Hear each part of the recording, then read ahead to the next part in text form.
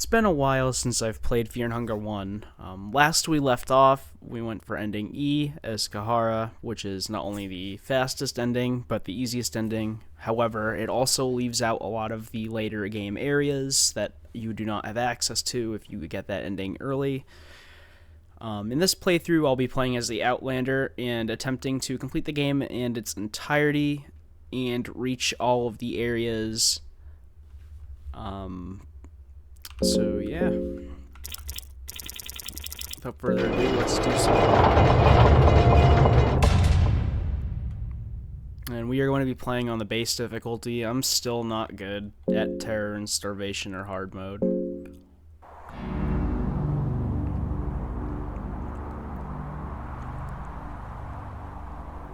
You are born with the soul of the tormented. You are destined to struggle in every step you take in life.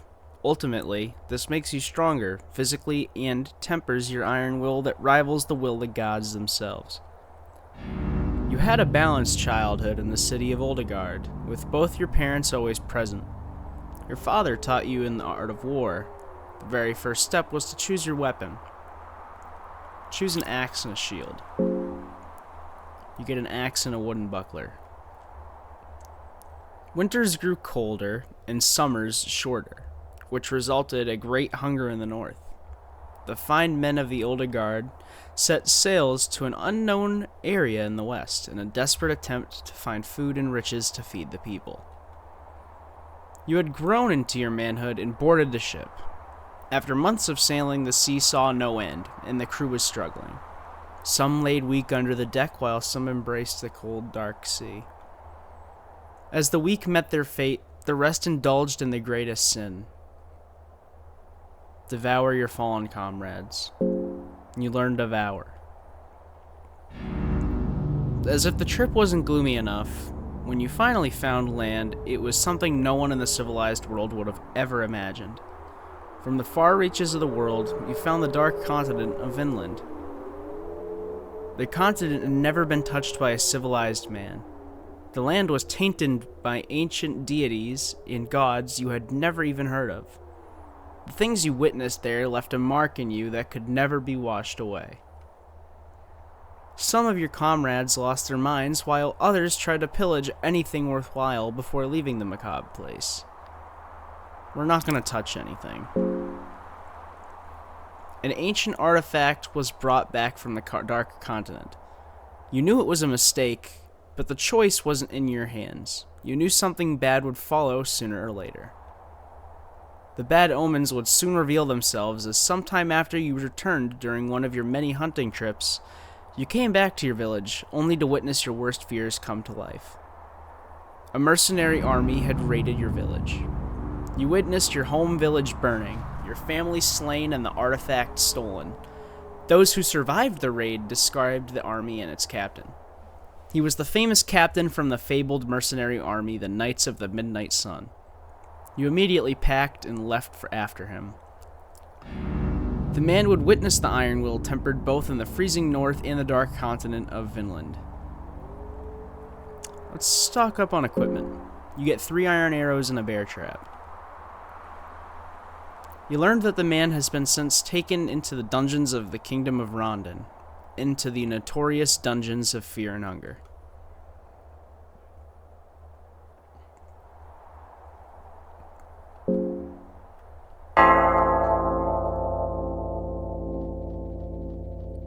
The dungeons of Fear and Hunger stand in front of you.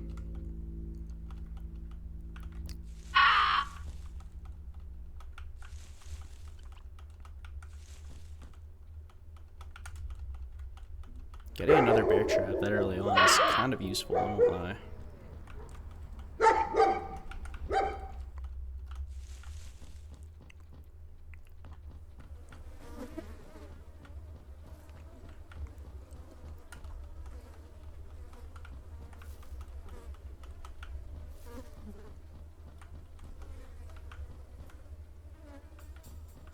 The room is filled with meat-eating flies.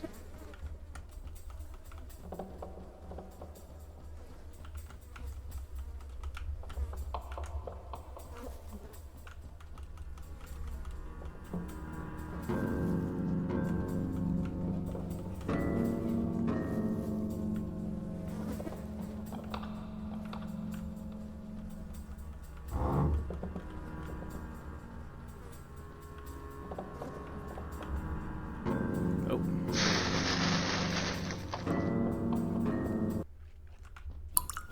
An echo of lone water drop fills the air.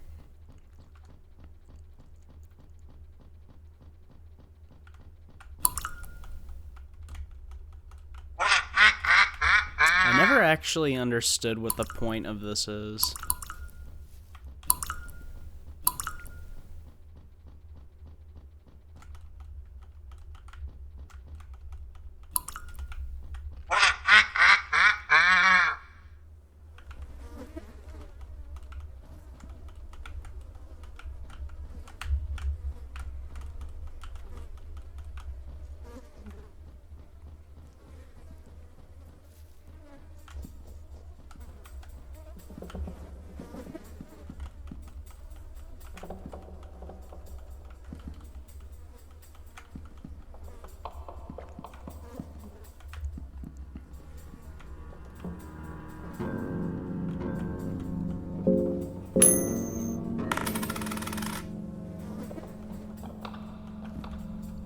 The armory here has miscellaneous armor pieces laying around in various conditions.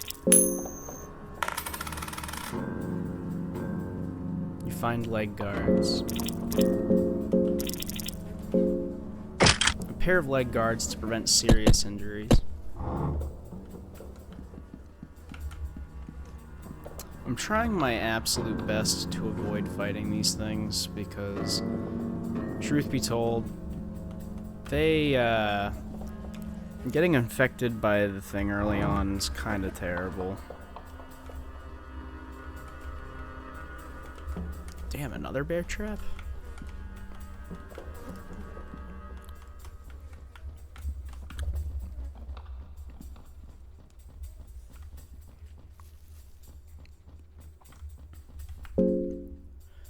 $13.93.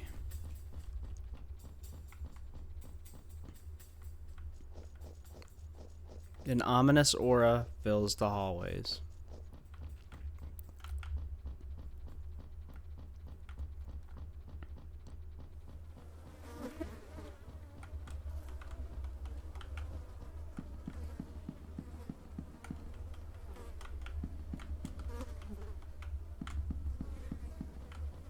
Definitely take that opium power, that's for sure.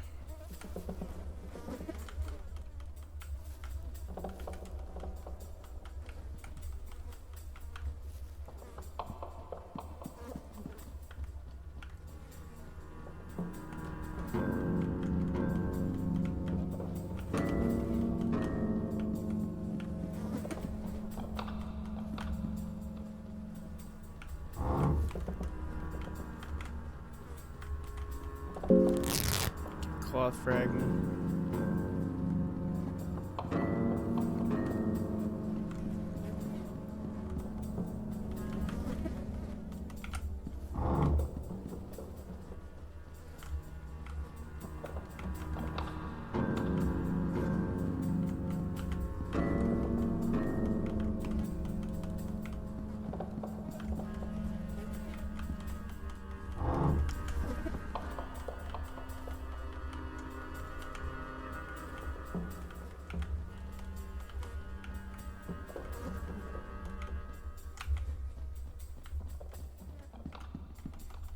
It's nice getting those explosive vials early on, too.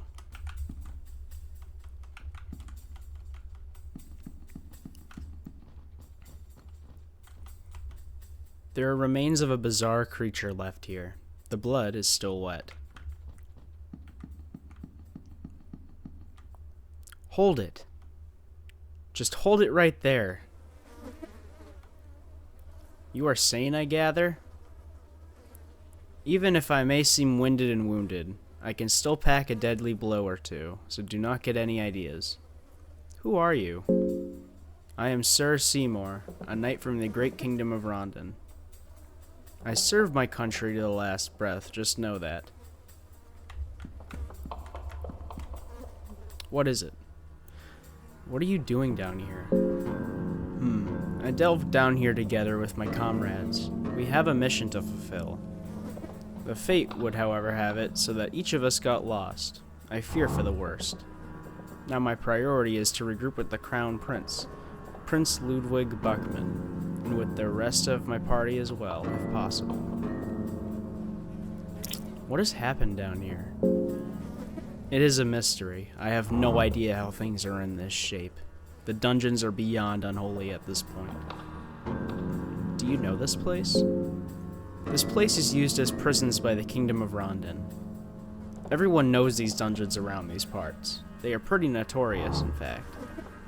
All kinds of rumors are exchanged in the darkness of the night. The rumors speak of unimaginable horrors. Who knew they were not just pesky rumors?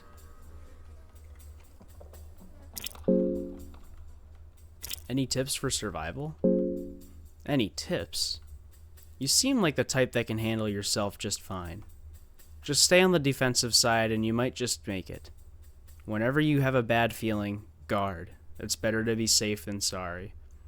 Another good pointer would be to behead anything that comes close to you. As tempting as that might sound, though, it might be a tricky feat to pull off in the heat of battle. Try to shake the balance of the enemy first. Maybe attack their legs, and only then go for the finishing blow when you know the enemy will not be running around wildly anymore. Patience is definitely a virtue in combat. Are you hurt? You noticed it. Yes, I got hurt by that bastard over there. Caught me off guard. The thing splurts out acid. Watch out if you ever run into one of them. The table has some old weapons laying around.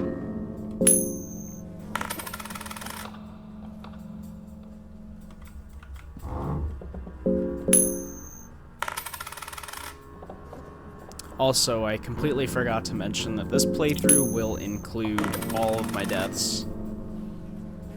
So, I won't be making this like a clean run. I will probably die a lot. You found an Eagle Crest shield. A shield typically used by the Knights of the Midnight Sun. The shield has an insignia of an eagle and a sword.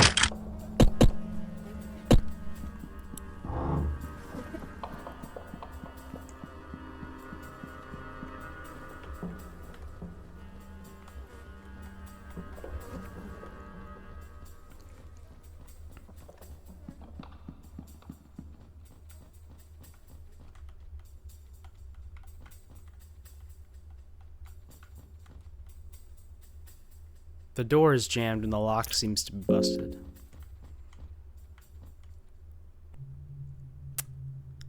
The darkness feels even heavier in this hall.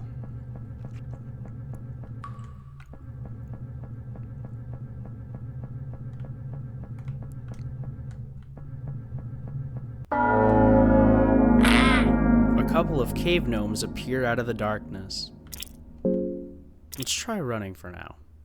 There is no shame in running away from battles to live another day. Okay. Yeah, in this game, you don't get rewards for fighting enemies. The only reward you do get is being able to live longer.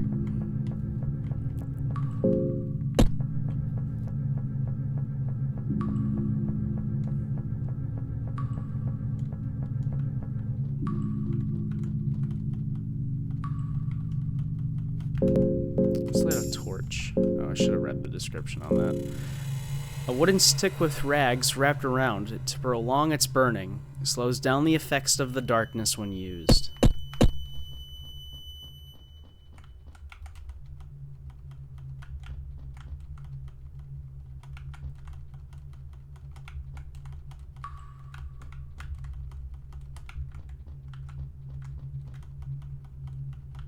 Small key.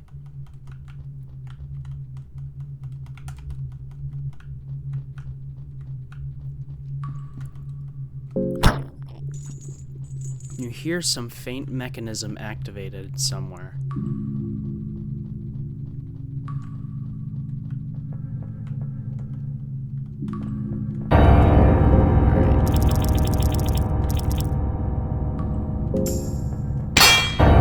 There we go.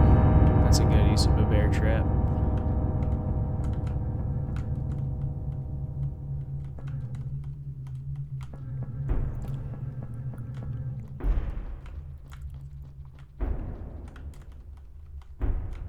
12 silver coins.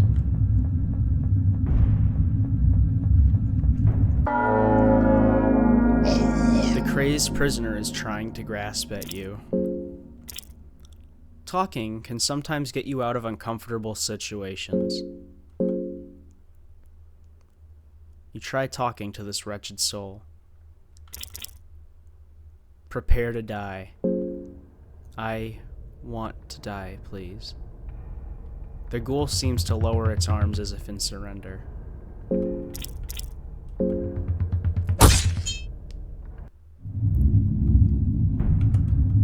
You could devour the remains of the dead ghoul. You feel a lot less hungry. And that's what I love about this ability, is being able to just have easy access to food.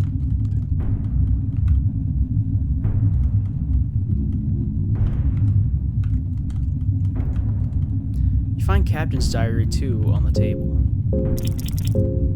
A brief take from the diary of the captain. Captain Rudimer, 30th of April, 1590. It was a mistake to take this position in these dungeons. It's next to impossible to keep any kind of order among troops here. There are powers at play here that we as mere mortals cannot fight against. I've come to accept the madness. A naked prisoner crucified on a sacrificial statue with his guts hanging out? Just another day in the dungeons. More and more troops committing suicide every day. More food for those who are left. Orders to let some cultists do their wicked rituals here? Anything goes. All the gore and the macabre scenery has become trivial to me. The high priest demanded that we give them our prized prisoner, the captain of the mercenary army, Lagarde of the Midnight Sun.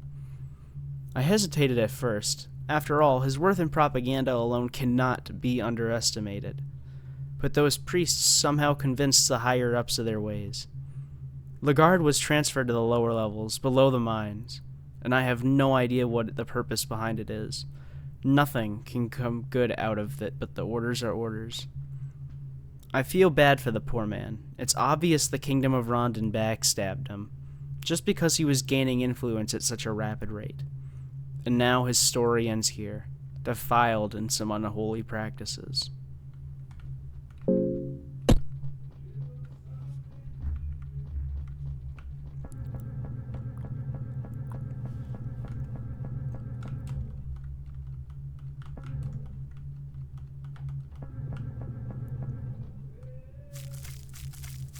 Wet grounds feel squishy underneath your feet.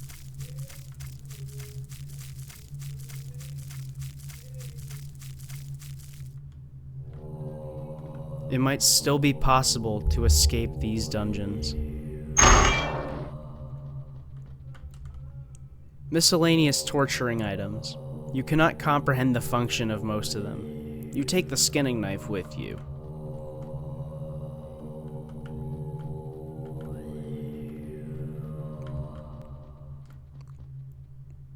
Someone or something is walking towards this room. Let's ambush it. A wretched-looking person walks out of the shadows. You attack him straight away. Whoa, what? Who in the lowest hell are you?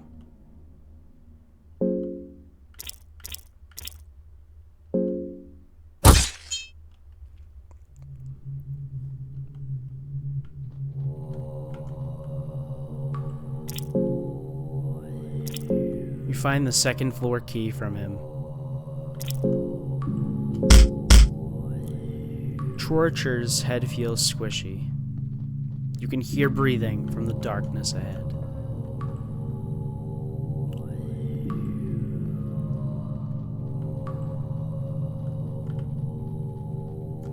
Ah!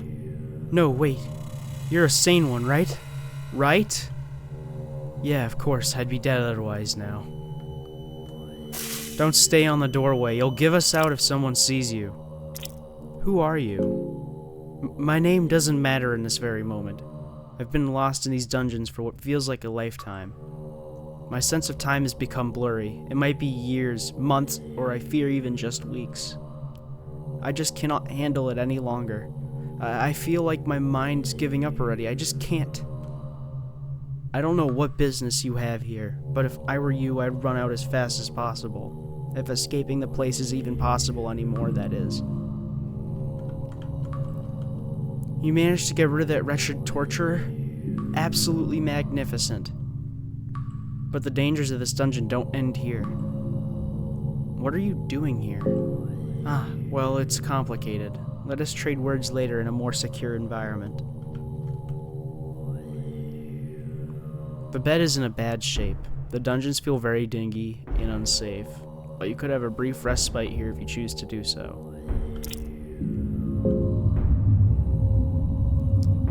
Let's use a lucky coin on this and we'll choose heads. Of course I failed it. How funny is that? Your rest is interrupted. You wake up to a strong sensation of killing intent.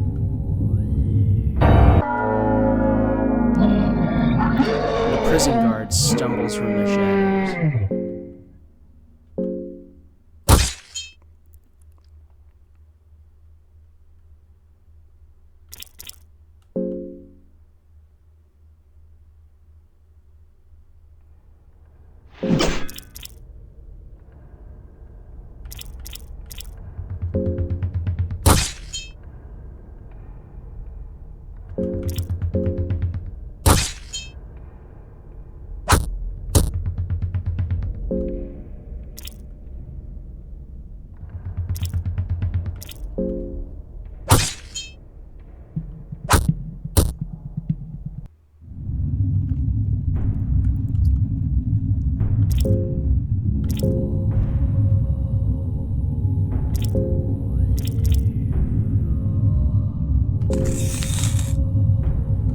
Let's try to save again. Well, let's also get the bed fragment. Your adrenaline is running high. You can't rest at this very moment. Okay, guess not.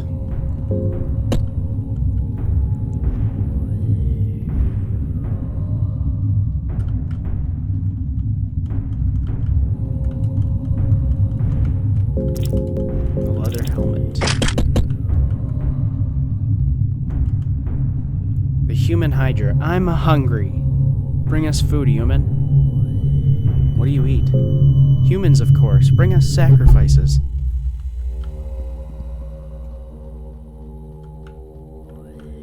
I want to go check out what that other room was before we head down there.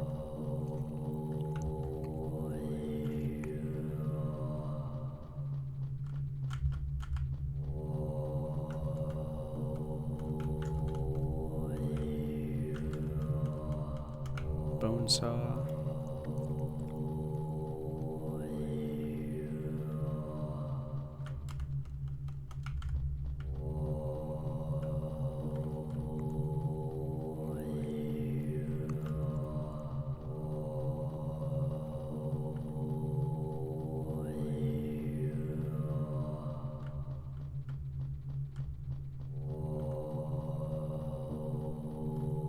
Ooh. I want to avoid those guys. I do not want to fight one of those things.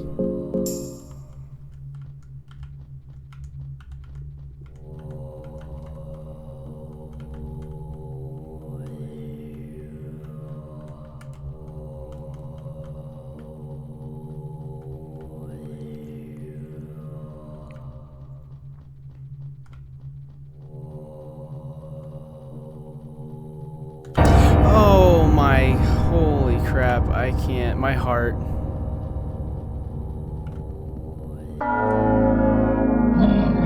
The elite guard looks down on you with disgust. Let's try running. Fighting this guy this early is gonna be a death sentence.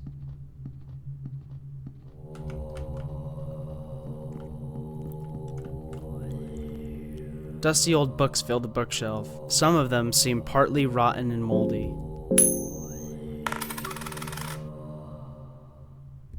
Alchemilia Volume 1. A book containing recipes for basic herbs and plants.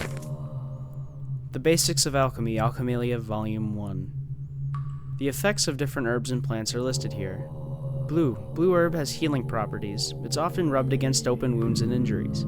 The effects are almost immediate. Green herbs are commonly used on open wounds to prevent infections. Red herbs have little to no effect on their own, but when used with other herbs, it has a boosting effect. Cave moss. Rare moss that grows in caverns and other dark and moist areas. The moss is especially protein-rich. Recipes for basic alchemy. Blue plus red equals greater healing properties. Green plus red equals antidote for mild poisons. And blue plus blue is a blue vial. Let's try crafting. Let's craft... say one of them.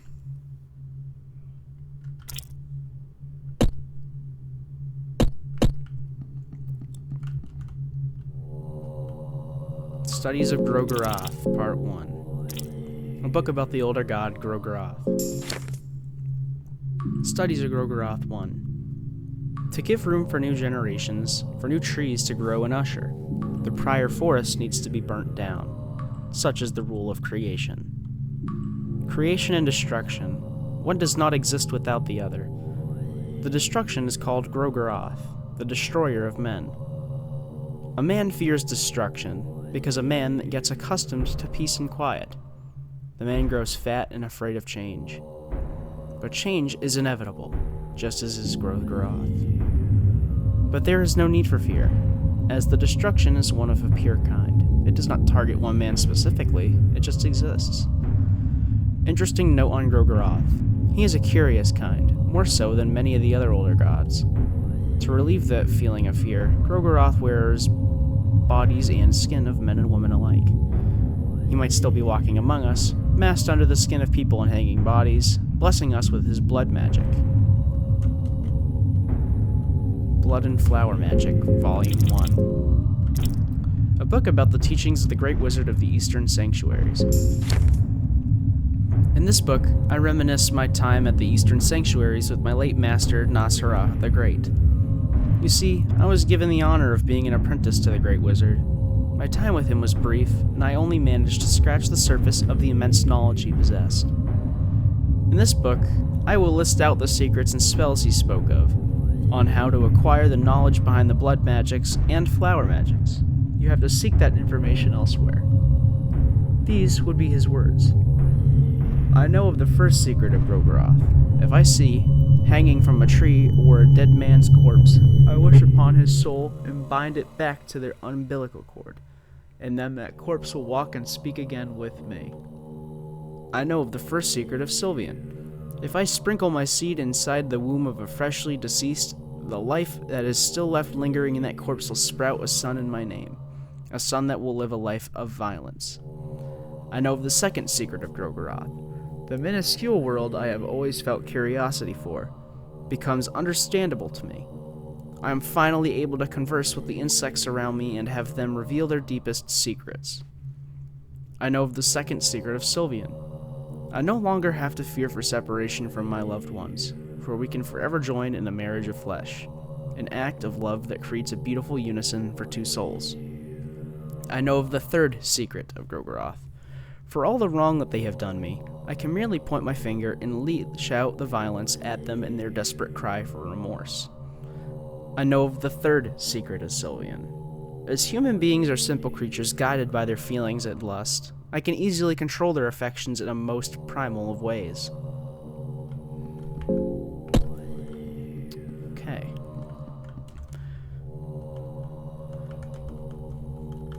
Ooh, an iron mace.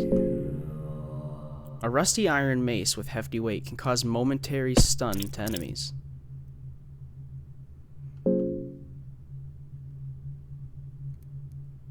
I don't know. I don't know if it's worth sacrificing the extra damage for that.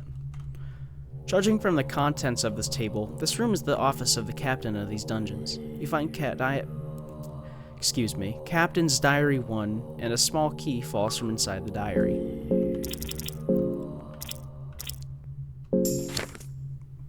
Captain Rutimer, 16th of January, 1590.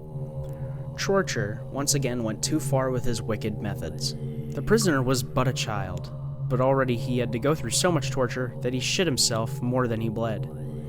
I must say, I'm afraid of torture to a certain degree, and sometimes I think I would do this world justice if I just offed him with my blade.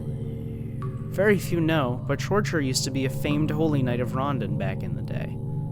He was able to achieve great fame at a very young age, but during our holy campaign against Eastern territories, he was captured.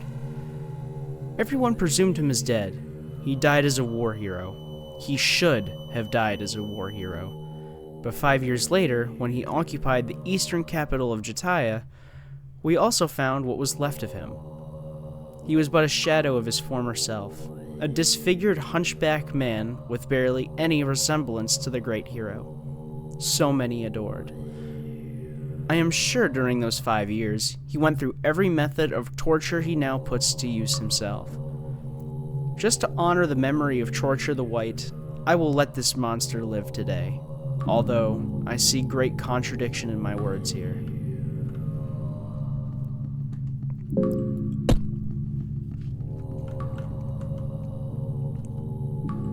The Creation of Life. Chapter 1. A book containing a recipe for advanced alchemy. Nostradamus, the 13th of the 5th moon of 1109. The prolonged studies with the black growth hormone finally produced some results. The black liquid has proven to be very potent in my previous research, but this is a new discovery and is unlike anything I expected. A mixture with human blood has created a new artificial life form. The results are a tiny fetus with human features. It is breathing lightly and seems to be in constant agony. Nostradamus the 1st of the half moon of 1109. The life form is ever so hungry, but no matter how much nourishment I feed it, there is no visible growth. I am doing experiments with different sources of food, but nothing seems to work. It's as if this miserable being is destined to forever remain in this state of constant agony. Nostradamus, the 30th of half moon, 1109. The appetite is nothing short of astonishing, but it produces no effects in its growth. Nostradamus, 2nd of the 6th moon, 1109. I killed the child. It had no purpose in this world. I am questioning whether we as humans were ever meant to create artificial life. I must once again study the teachings of the older gods to attain such miracles.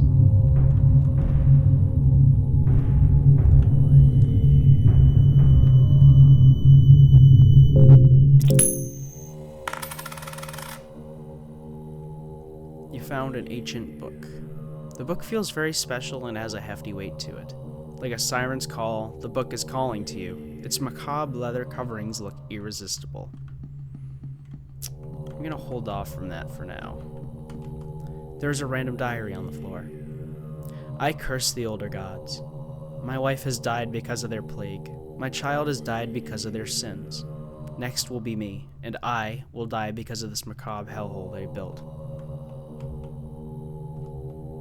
The Book of Fears. A book written about different phobias. The Book of Fears and Phobias. Necrophobia, fear of death, dead, and corpses. Phasmophobia, fear of ghosts and ghastly figures. Rhabdophobia, fear of magic and otherworldly powers. Erotophobia, fear of sex and genitals. Zoophobia, fear of animals and beasts. Teratophobia, fear of monsters and malformations. And Apanophobia, fear of everything. Dark Priest. Huh? You are with a sane mind still? Please, leave me. I am not here to make acquaintances, and I fail to see what worth chatting with you would bring. What are you doing here? What does it look like? I can see how a brute like yourself wouldn't understand the meaning of libraries. Huh? Who are you? The Dark Priest seems clearly frustrated by you. My name is Enki, a priest of destruction. Did that feed your curiosity? The book itself doesn't seem interesting in the slightest, but there are some separate pages left here as well. You find book page 1.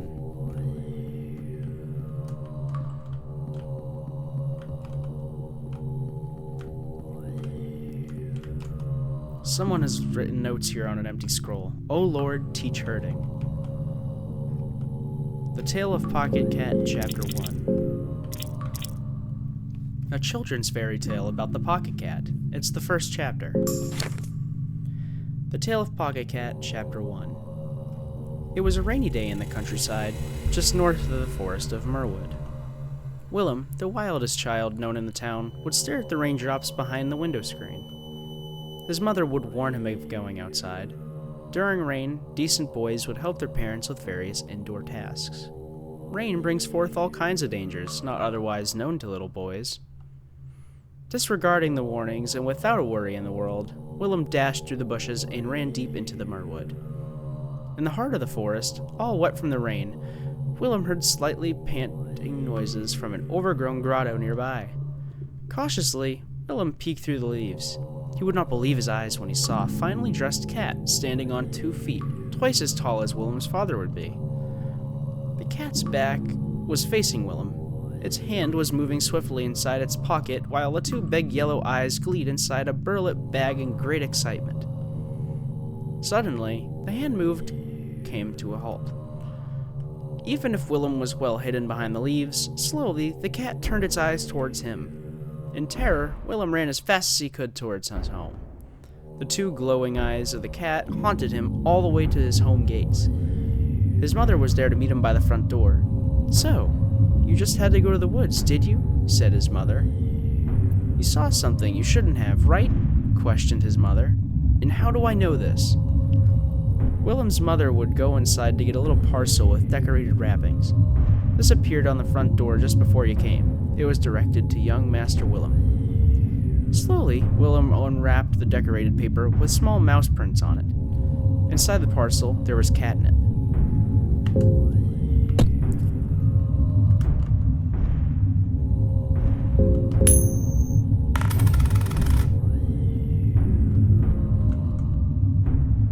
This is a mock-up bookshelf. None of the books are real.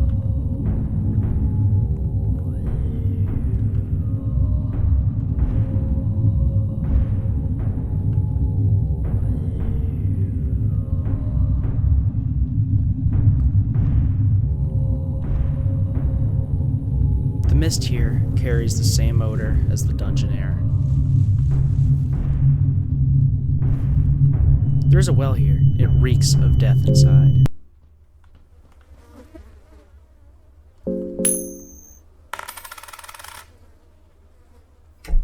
You find 35 silver coins. You could climb up the bodies to reach the opening in the ceiling.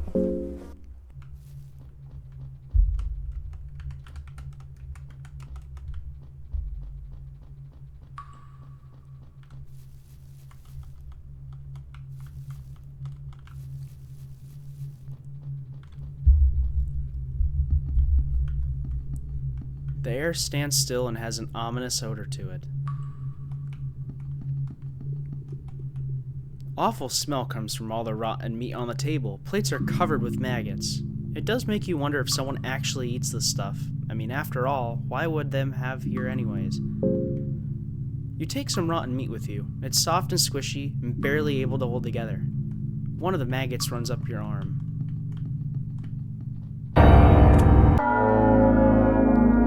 The prisoner has lost its mind.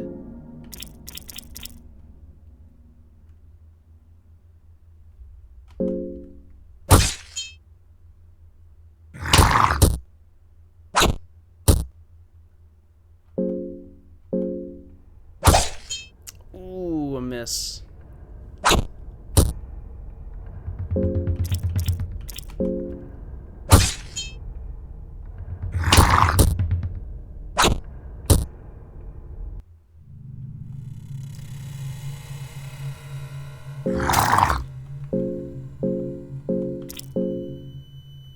Cloth can be used to tie up small wounds and stop bleeding.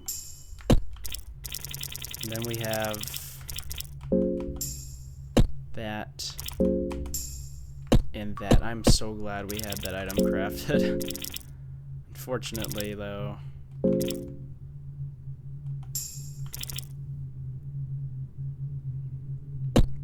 Oh, maybe I shouldn't have used those to craft that. Well, you learn the hard way, I guess. There's some black liquid seeping through the wall. You touch the black liquid. You feel a slight tingle in your fingertips. You see a figure standing in the shadows ahead.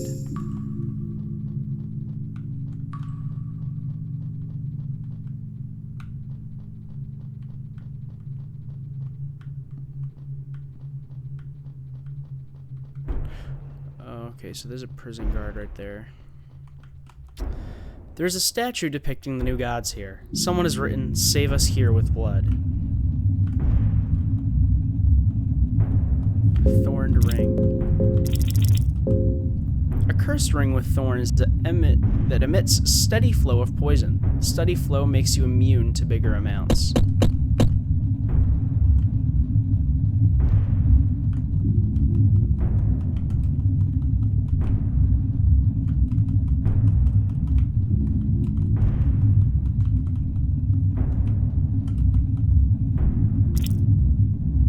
Let's see if I can force the door open.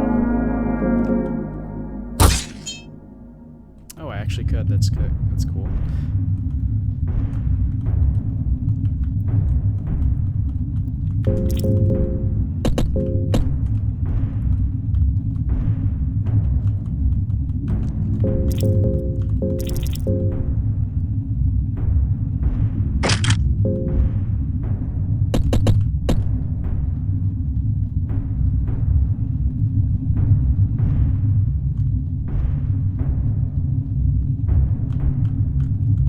Someone has written notes here. Death is the answer. You found the mock-up book.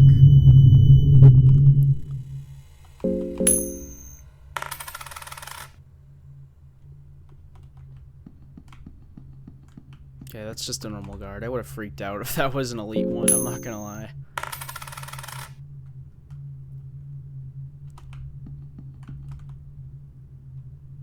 Anathomia. Okay, let's start with reading that. The Book of Collected Knowledge of Medical Science. The Book of Medical Science, the Book of Anathomia, collected knowledge of Homer of Abyssonia. Symptoms, effects: concussion or concussion, fracture or broken bone, bleeding wounds, poisoned, parasitic intestine worms, momentary stun, infected wound on arm, infected wound on leg, blindness or other eye trauma, severe mental trauma, severe physical trauma, severe anal bleeding, temporary paralysis, strong toxic poisoning, different stages of hunger, and different stages of fear. This book by no means covers everything under the sun and stars, and thus it should only be used as a reference. And then Alchemilia Volume 3. The Intermediates of Alchemilia Volume 3. The effects of different colored alchemic substance are listed here. Recipes for intermediate, alchemy. Orange plus green, super senses. Blue plus blue, greater healing. And white powder plus murky equals highly explosive.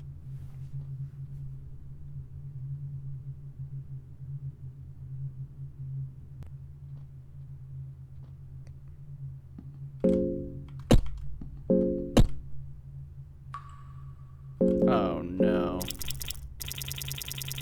I wonder if he's gonna run right towards me.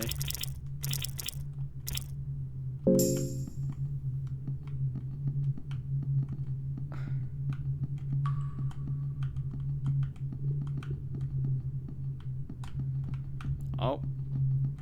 I guess not. Okay, that was a waste of a bear trap. That's unfortunate. There's a guest book on the table. Someone has written passages here. This nightmare has taken its toll on me. I am devolving into something far lesser than the man I once was. All of the high morals and ethics have no value here. The things I have done to survive. There is no place for a little miscreant like me in the warmth of the sun anymore. I am part of these dungeons now. Part of this never-ending nightmare. Just a one more cog in this machine of fear and hunger. In a way, I find it comforting. I have a definite place in this wicked world. But I am writing this here as a warning for anyone who happens to step into this darkness. Do leave, if it is still possible. You find a small booklet under the guest book, and you take the Book of Fears with you.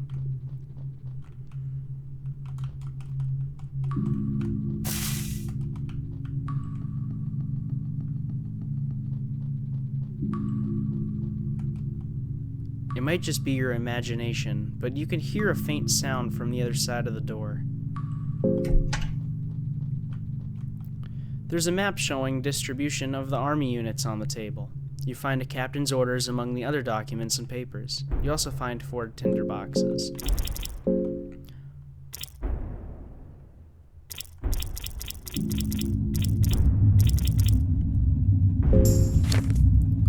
On the subject discussed earlier in our last exchange, we no longer have need for those captives.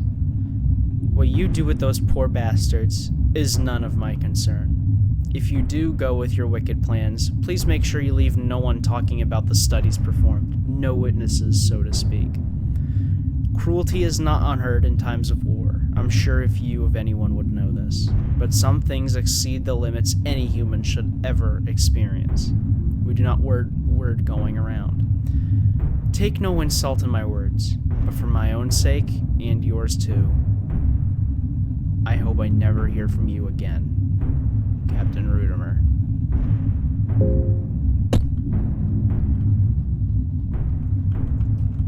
There seems to be a little girl inside the cage. She is hiding her face from you. What do you want to do? The cage is locked. Use a small key. The girl is staying quiet.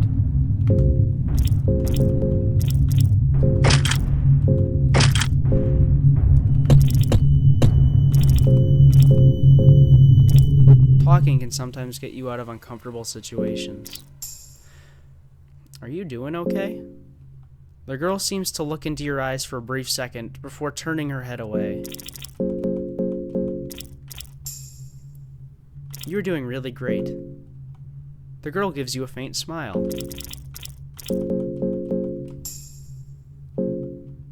The girl nods at you. The girl gives you a faint smile.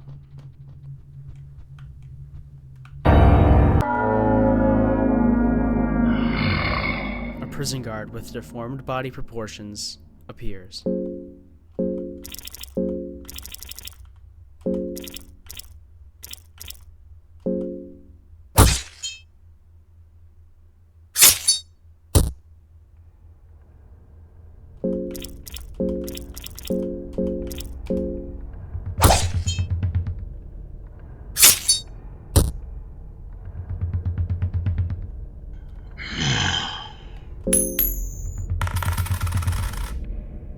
God, I keep failing these charges. Damn, the girl's already dead. Oh, wow. Alright.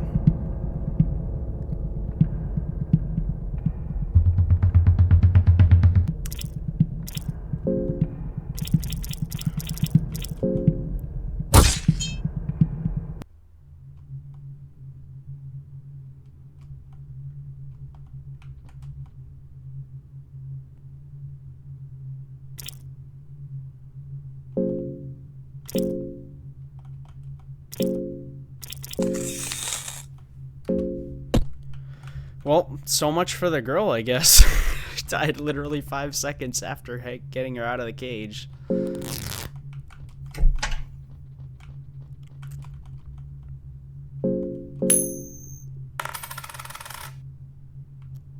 I mean, to be fair though, honestly, I feel like it's a good thing and a bad thing, because in a place like this, I don't think I feel like I would want to be burdened with the responsibility of having a child.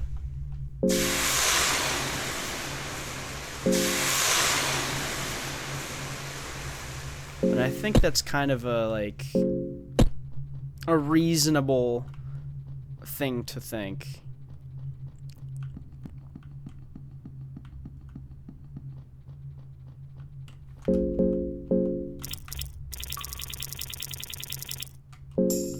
Maybe it's just me, though.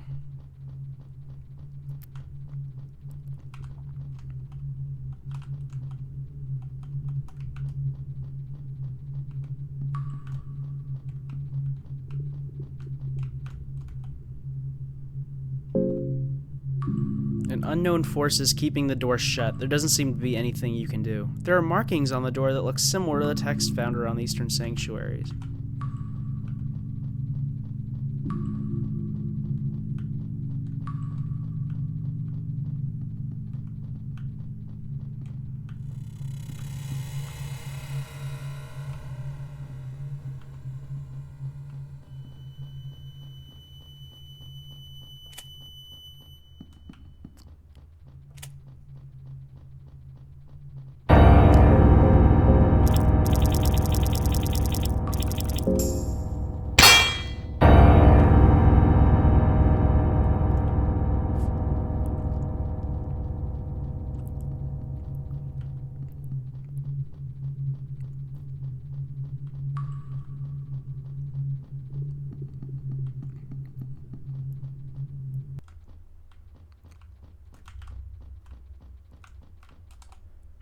Hello there, Dweller.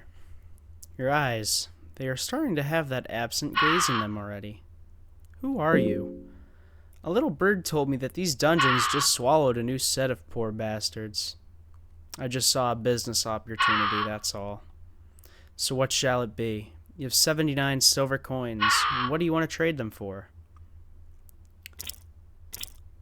Let's trade them for a potion of life. You trade 15 silver coins for a potion of life. Well, my time here is done. Farewell.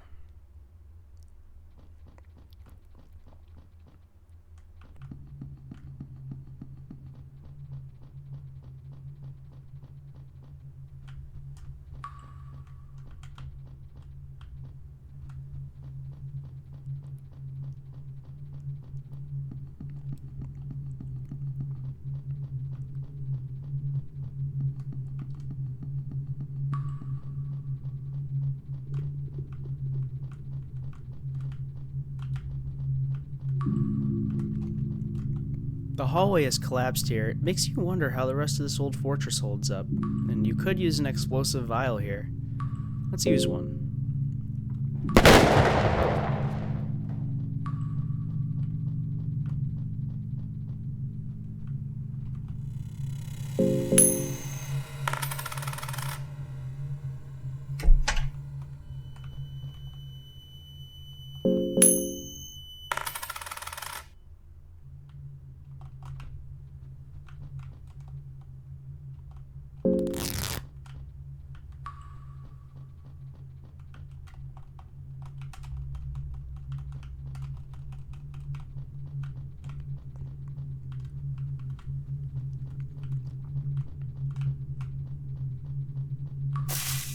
The torch has died down.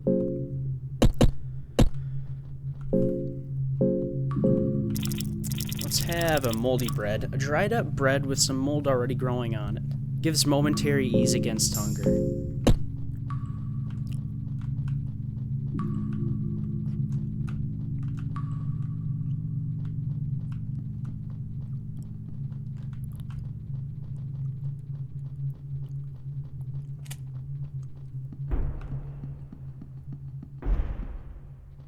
How much rotten meat do I have? Okay, I have enough.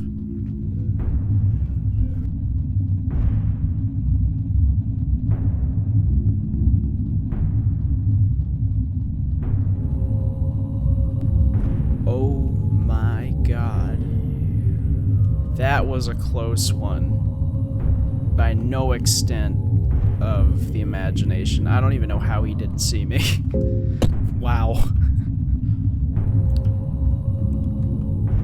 This is a mock-up bookshelf. None of the books are real. The mock-up book fits perfectly to an empty space between the books.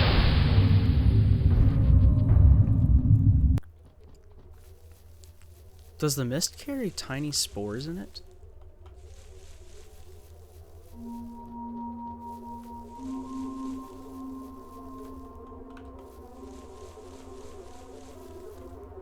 A simple dagger is laying on the ground. It reminds you of your childhood when your father used to teach your swordsmanship with a similar dagger. It might be a suitable weapon for children, but for adults it's too small.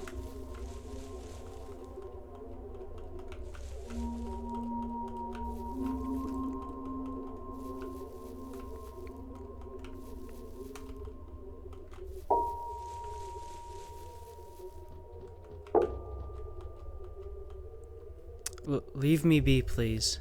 I'm turning into a butterfly. I'm going to be a pretty butterfly. An ancient statue stands here. Do you want to pray? Let's pray to Almer.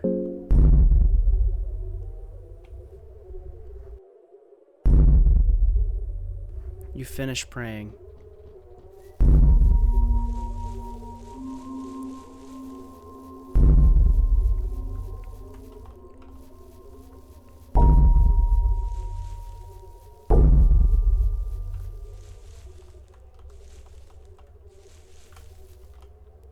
Welcome to the meadows, O traveler. Let us ease your suffering. The first one is free.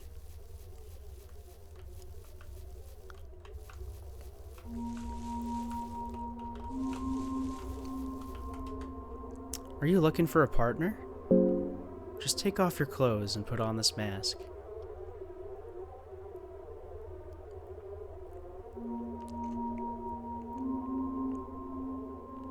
You lose track of time, but you are able to snap out. With the act, your affinity with Sylvian is growing. You feel rejuvenated.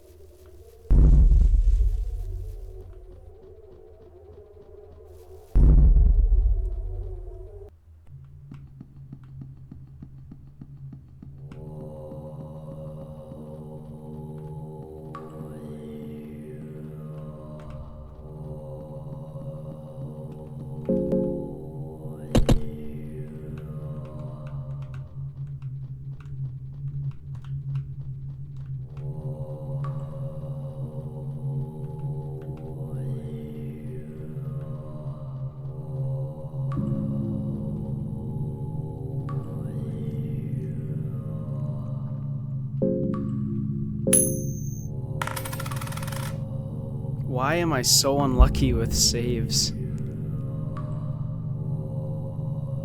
Oh, and it's the elite one too.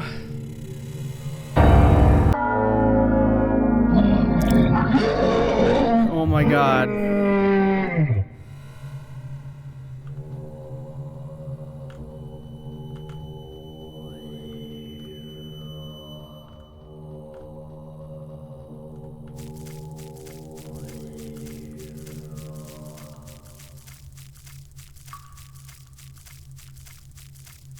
I just need to get a safe spot. I haven't saved in so long.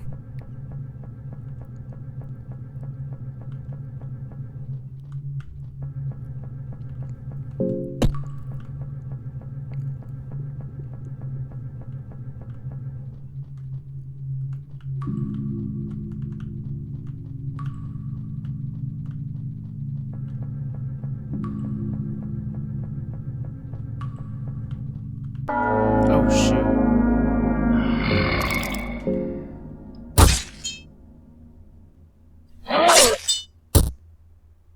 That's so dumb. He lost his head.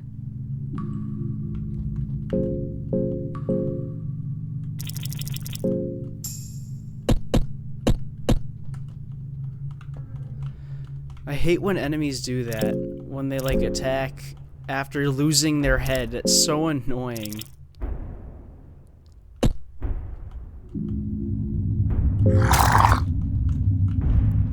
Now I have a missing arm and I can no longer use a shield.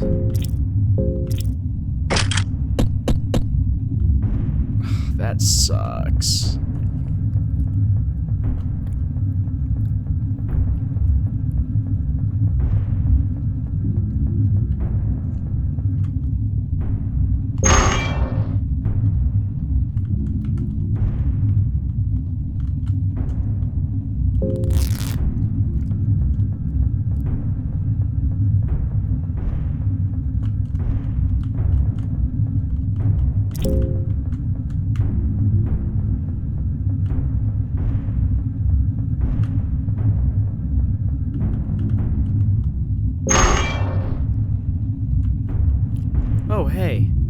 You got me out of here. I'm Kahara of the South, a mercenary at your service.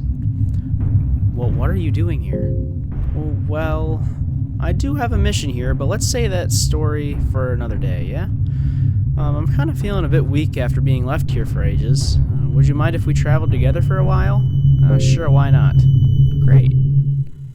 Let's do this. A simple, crude doll depicting a long-haired man is laying on the ground. The doll gives you chills and an eerie vibe that can be felt from it. You take the peculiar doll.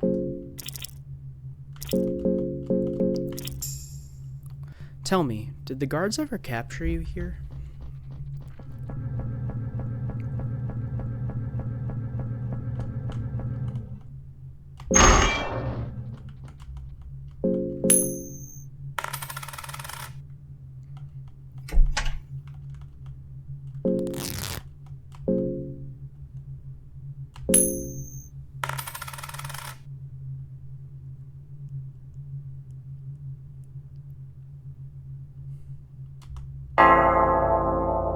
You feel a bit rested, even though you had a troubling dream.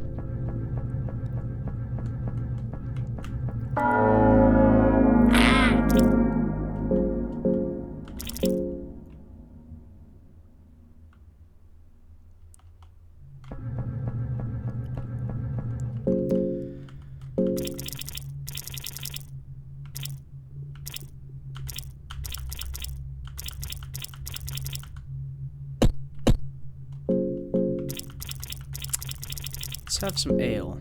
A bottle of ale. The ale inside is murky, but it helps you keep sane in the ever-pressing darkness.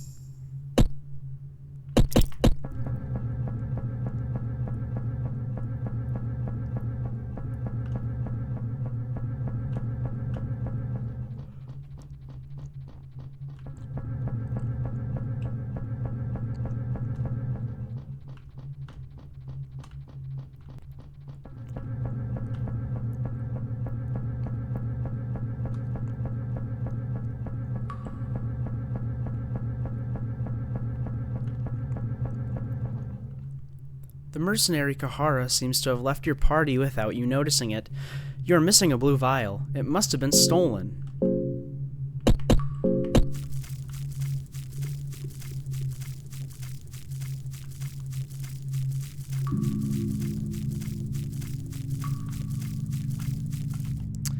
There's a strange mechanism here. Let's use it. Such a large cavern was hidden beneath these dungeons?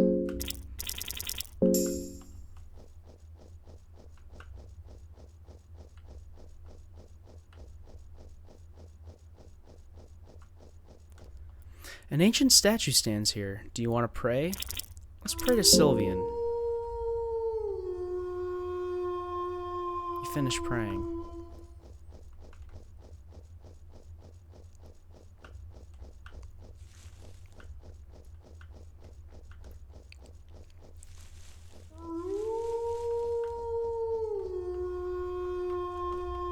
Well, hello, stranger. How are you doing on this wonderful day? What is so wonderful about it? New day brings new challenges. And what is life without challenges? Life sure is peculiar like that, huh? Well, what are you doing here? Straight to business, huh? Enough small talk? Fair enough. I'm a merchant of sorts. I sell precious items and weapons for those in need. The funny thing is, though, I don't want your gold or silver in exchange. I will trade items for human children. Bring them to me and I will make it worth your while. My pockets are very deep, you see.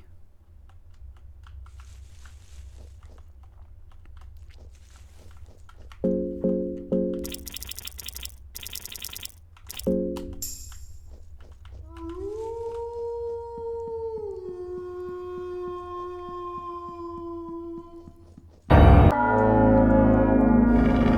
lone cave wolf charges from the shadows. You try talking some sense to this monstrosity. Let's offer it some rotten meat. You give rotten meat to Moonless. Cautiously, the beast starts eating the meat.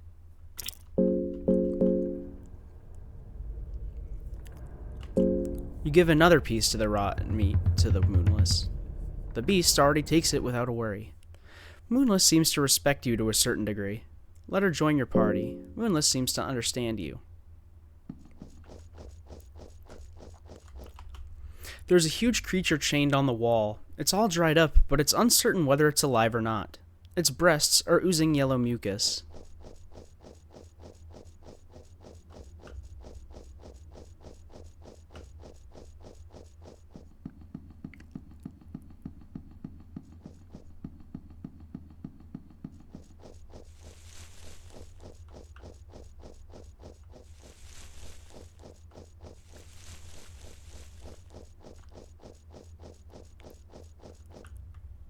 You feel a terrible presence entering these dungeons. Mine tracks guide you to a deeper darkness.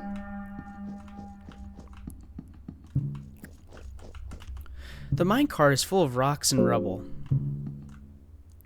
You notice a person kneeling in the darkness.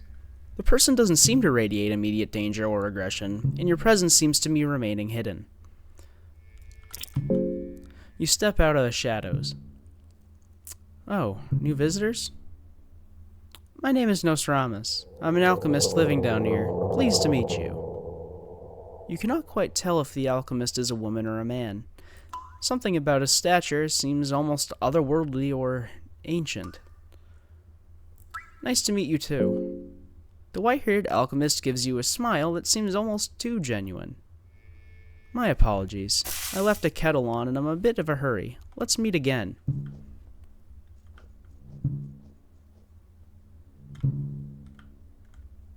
The person disappeared into the darkness. The echoes of his footsteps sound distant, before vanishing into the moist air. Let's light another torch. It's so dark in this cave.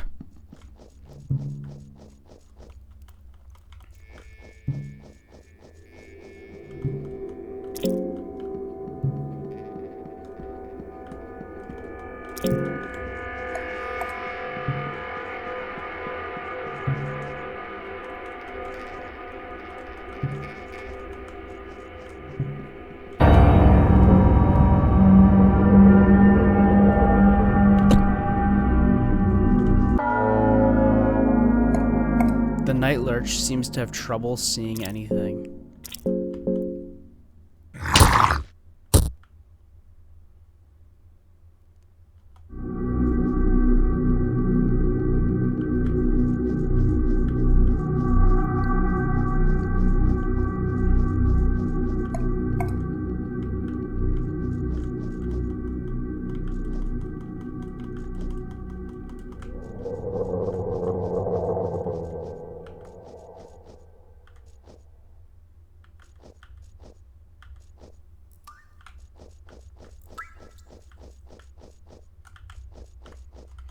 There's an old armor lying here.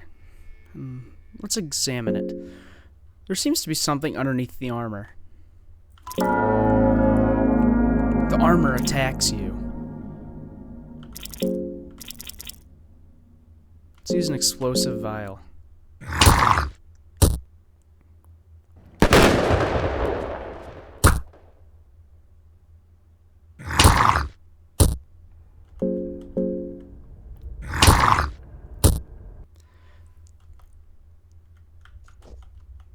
The body of the old knight crumbles to dust.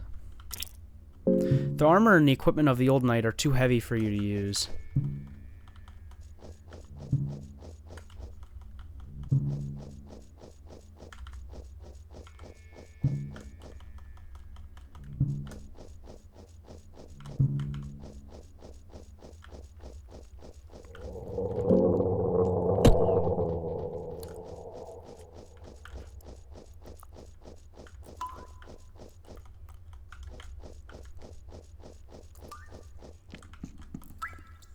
Oh, we haven't met before, have we?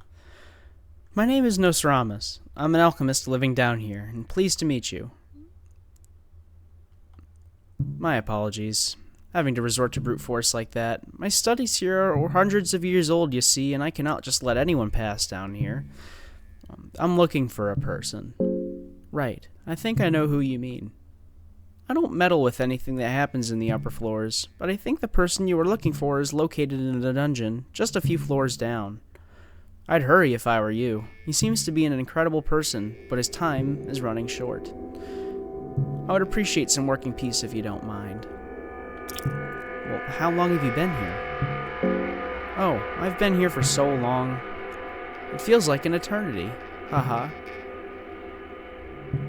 What are you studying? My studies? I study all fields of knowledge, just like all scientists should. My studies have taught me about blood magic, deities, gods, and other such obvious subjects. At the moment, I'm most interested in nature and the heartbeat of the earth. People in this age don't notice the nature is being lost and that they are heading for extinction. That is one reason I stepped down to this darkness. There is still a primal rule of the nature very much alive here. And why are you staying here? Why? What a silly question. This place is very crucial to my studies. In all my years, I have not found a place where you could still feel the presence of the gods so vividly. As far as the inconvenience of having a laboratory underground, well, people are suckers for convenience. They think the more convenient, the better, and they end up throwing away what's truly good. Limitations force creativity. How do you stay sane in this darkness? It's supposed to be dark here. We'd be deep trouble if these dungeons were as bright as day.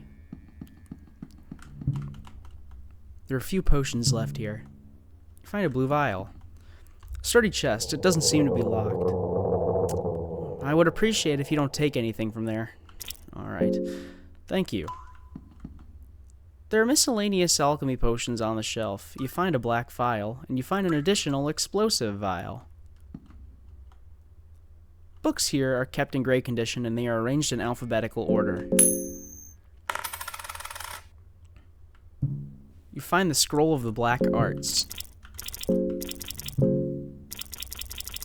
Learn the secrets of Black Orb. Let's learn that.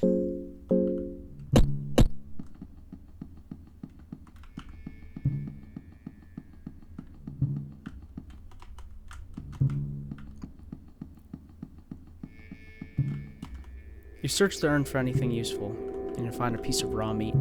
You find an empty scroll on the table. O Lord, give enlightenment. Books here are kept in great condition, and they are arranged with alphabetical order. You find a book of enlightenment.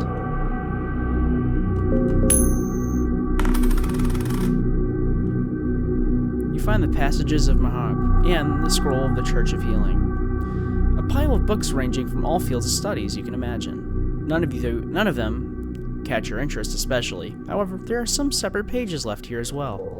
You find book pages number 2.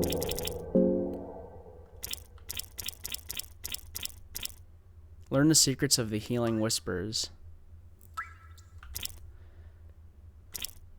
A normal-looking book that feels surprisingly heavy. Its covers look very old.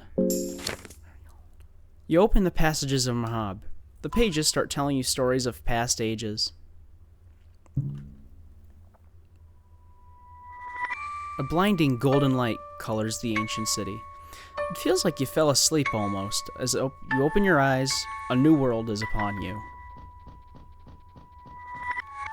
You see forms taking shape in the sunlight. You recognize the forms as the new gods, the beings trying to replace the old world order. Francois, the dominating one, looks at you with an intense look in his squinty eyes. He seems humored by your presence in this ancient landscape, immortal to take step in the realm of gods. You can almost feel a sense of nostalgia from his twisted smile. The rest of the new gods seem less interested in you. The tormented one notices you. He radiates a deep past of trauma and torment, and you feel disgusted by just his mere presence. What he wants from you is remaining a mystery. You feel cold sweat run down your back under his intense stare. Let us meet again. The forms fade into the rays of sunlight. The lonely alleyways echo menace and terror from a past age.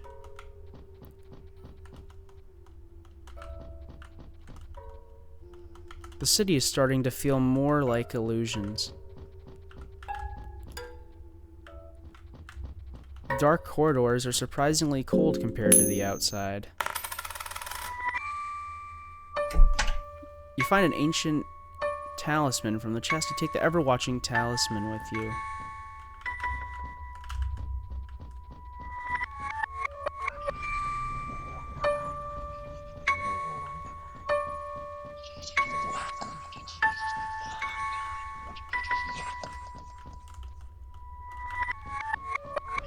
Your presence here is starting to fade.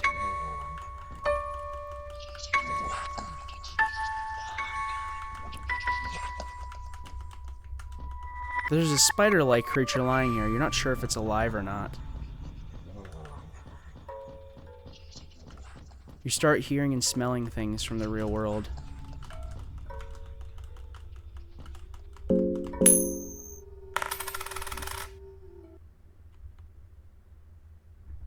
The passages of Mahabre turn to a dust as you return to this world.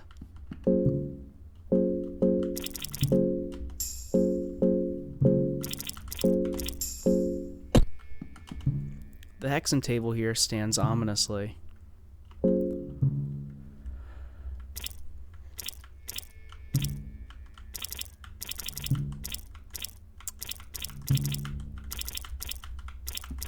The world's most awful menu. I'm not gonna lie, I hate this thing. Trying to navigate it is terrible.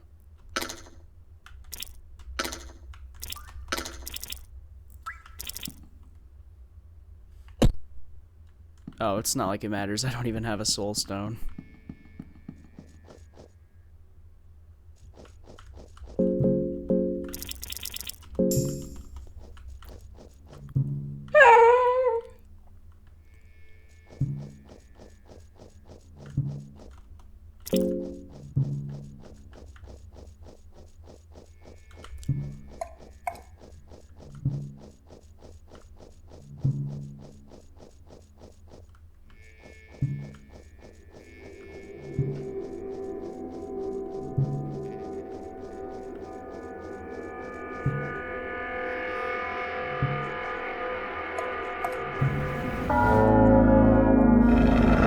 The yellow mage points its staff at you. Easy, girl.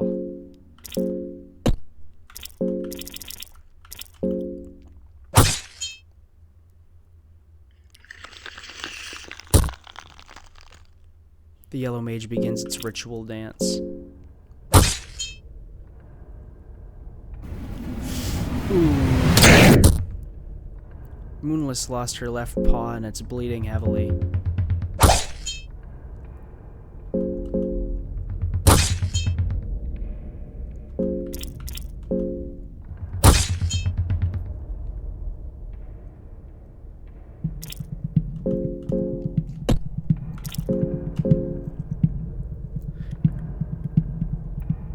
Which gods do you serve? I channeled destruction, so isn't it obvious? Grogroth? Correct. You're not completely misguided. Can you teach me about Grogroth? I am not at a level to pass the knowledge of such matters. Seek out my master, Nas'Hara of the East, if you desire to learn more. Here, if you are to survive my blood magic, show this talisman to my master and show him great humility. He might just listen to you. You got the Eclipse Talisman.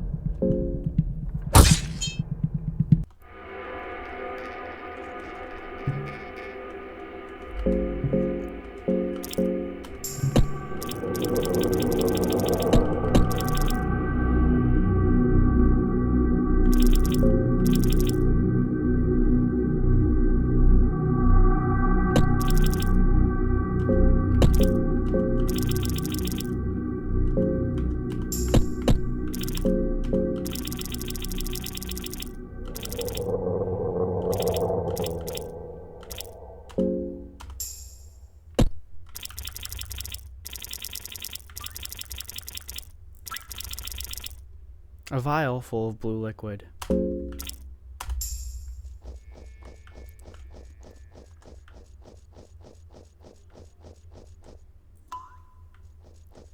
The mines. Some of the rocks show marks of recent activity.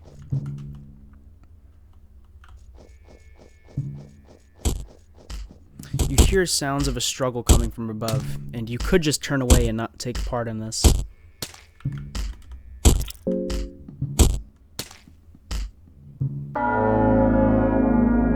The air is filled with an intense killing intent.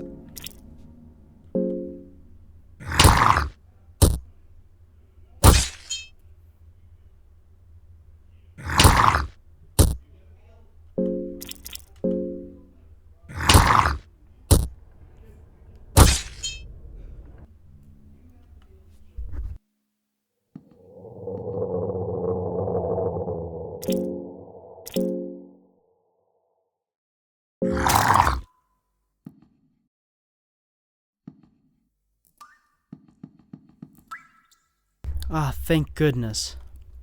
Do you know what they did to me? Ah, I cannot talk about it, no. Thank you for your help for 1,000 times. Without you, I'd be dead by now. What happened here? I found this underground village full of those things. They live in savage ways. They are but a pack of heretics. The things they did to me. When I got to see one of their primitive rituals, I had to step in. I cut down a couple of them and they chased me here. The things they did. And who are you? My name is DESC Catalyst. I am part of the Knights of the Midnight Sun. Her face starts to radiate the moment she starts talking about the Knights. I apologize in advance. My manners might seem a bit strict for lowly commoners. I originally had an uprising in the kingdom of Rondon as a royal knight before leaving with the Knights of the Midnight Sun. Would you like to travel together? Yes, please. I mean, that would be the wisest thing to do, obviously. I would gladly join your party until I can fulfill my mission here.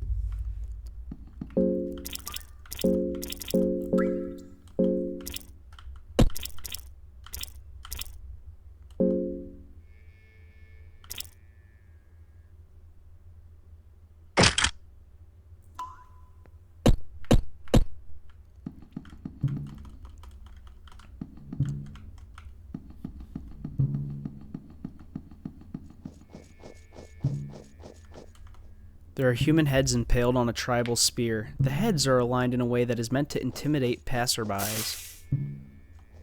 Of course, the Crow Mauler is here. Oh my god.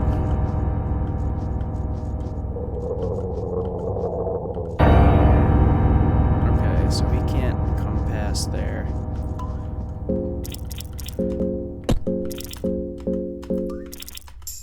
I'm sorry, but I'm too tired to talk right now. Let's also teach Darce the healing spell.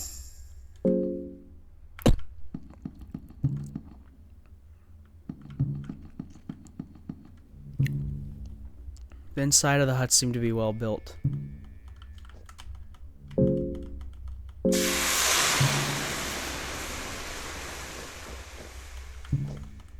Lucky coin.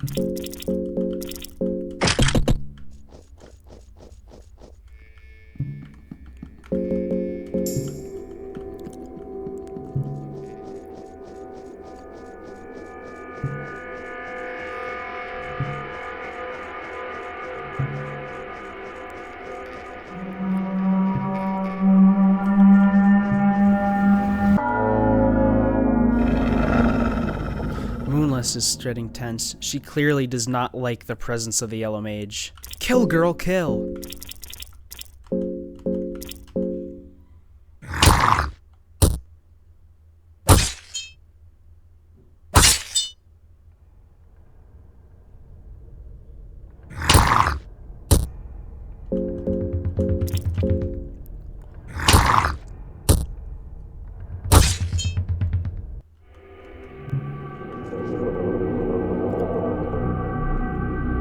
Soul Devourer necklace.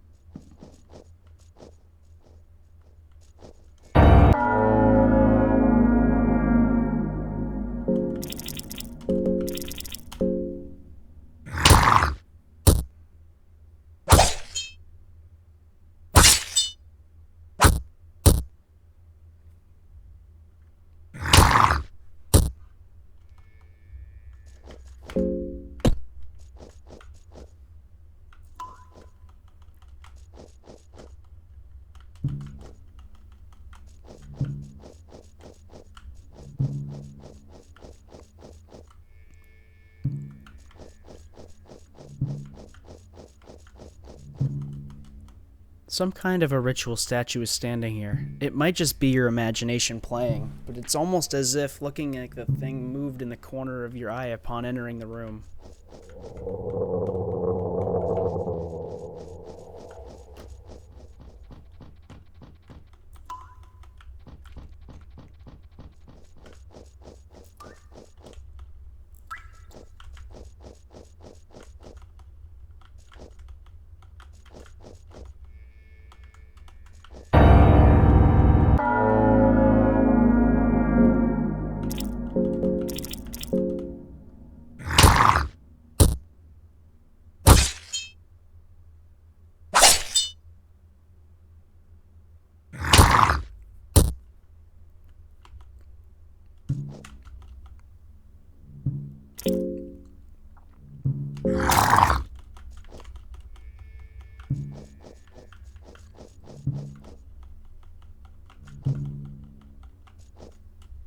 There's a crude notebook on the table, but its contents remain a mystery to you. The writing consists of random symbols that lack all finesse.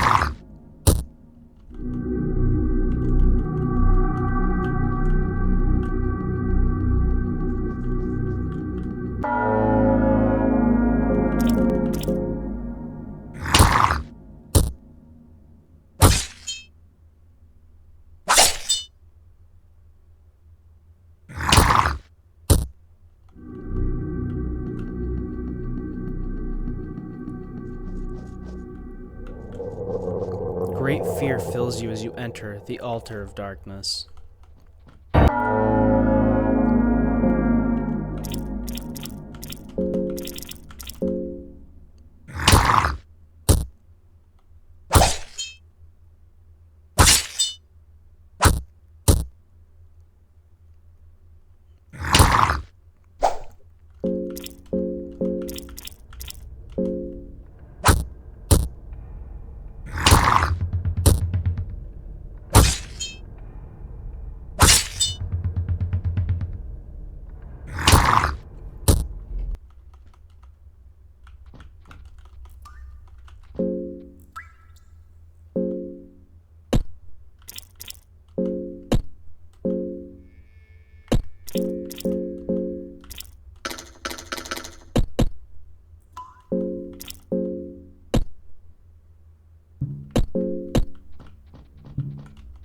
There's a mysterious object standing on the pedestal. The object is an ancient-looking cube with ornaments and decorations twisting around. The cube gives you a certain unnatural aura. Let's take it. You take the cube of the depths with you. It feels a lot heavier than what you expected.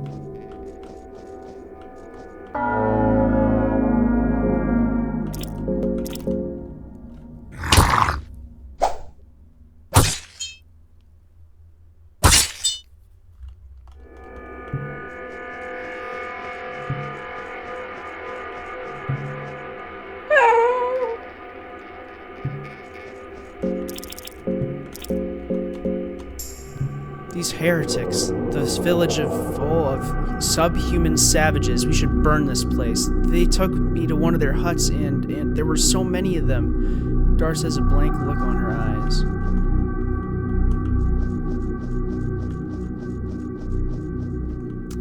Well, hello again, stranger. It hasn't even been that long. How is it, my friend? There has been something bothering me lately. You wouldn't mind if we had a little one-on-one together, would you? Not at all. What is bothering you? I have been thinking about happiness. Tell me, are you happy? No. Yes, that is unfortunately the typical answer. Every day we strive to make our lives better, but almost as a curse we are destined to repeat the same cycle of doom and gloom. I don't want to sound too cold or anything, my friend, but I would like to say I feel sorry to you. I would like to, but that's what everyone keeps saying, so no one's used to going that path. Personally, I find happiness almost unreachable, as depressing as that may sound. That's just my nervous laughter. Please ignore it. I just mask my true feelings with it. Kinda like with this wooden mask of mine as well. Happiness sounds like a state that stays with you. It's not just a fleeting moment. If you were truly happy, you should feel it lingering in the background, even in your darkest hour. At least, that's what I really believe. Many mistake happiness with joy. Joy is something you might feel briefly when you kiss a boy or a girl for the first time. You can feel joy when you are spending an evening with a close friend, drinking wine in the candlelight. Slowly, one of you reaches out with his leg under the table. But joy is just temporary. There's just a faint light in the darkness to remind you that not everything is necessarily surrounded by bleak emptiness. That is the difference between happiness and joy. But yeah, that's just my 2 cents. It's good to say these things out loud every now and then. Makes it easier to process all of these mixed feelings and voices inside the head, you know? Anyways, let's get back to business. This may have been very unprofessional of me. I apologize.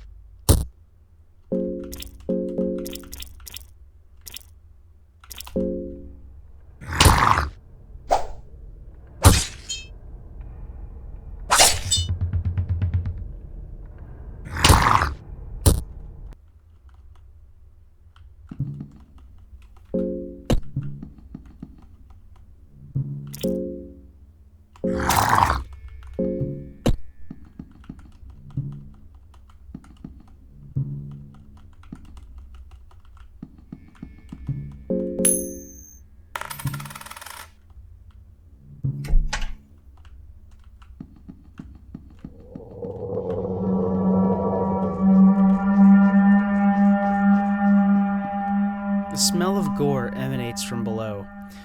You can hear faint sounds of growling and moaning, too. Investigate. It's pitch black down there. There is definitely something living in the close proximity, judging from the growls and moans. Use the rope. You tie the rope tightly to the wooden beams.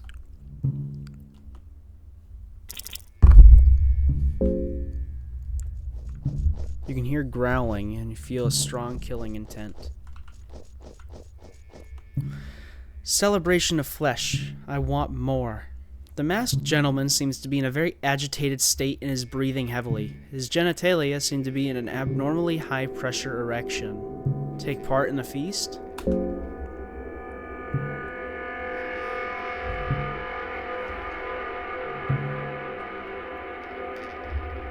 The lust for flesh almost hooks you up, but not quite. With the act, your affinity with Grogeroth is growing.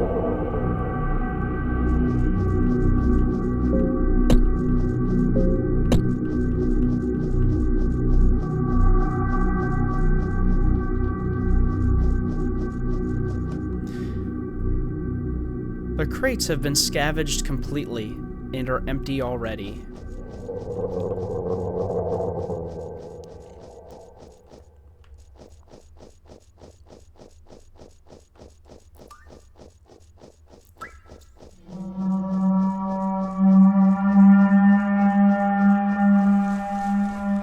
There is a mysterious sword stuck in the wall here. The sword emanates a light blue hue. There is definitely something otherworldly about it. The sword's quality seems very high. There are light carvings all around its blade, and they all seem to start from the handle. The sword itself is stuck in the wall, and you are not sure if it's completely safe to remove it from here.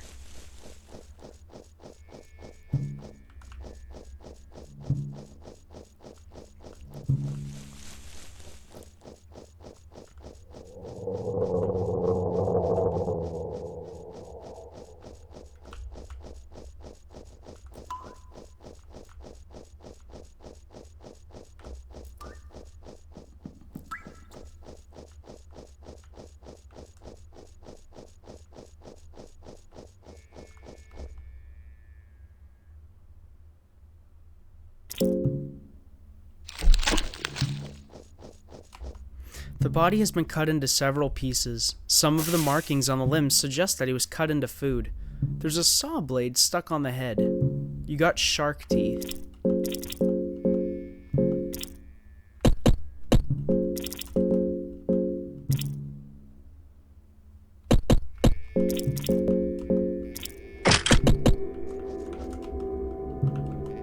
There's some crude writing here, so this is where it has come down to. Forgive us, Almer.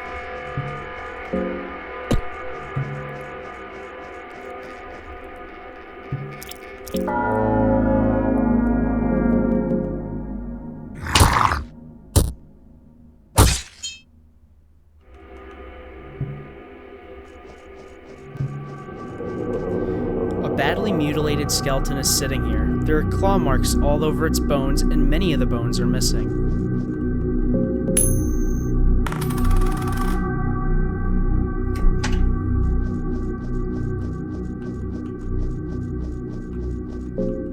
Torches do not last long.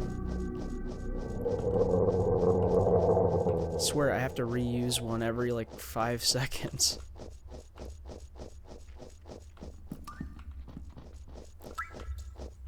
Oh, hey. Great to see you alive. You had me worried. Great to see you well too. Heck yeah. I definitely don't want to dwell these nightmarish dungeons alone. I'll stick with you guys for sure.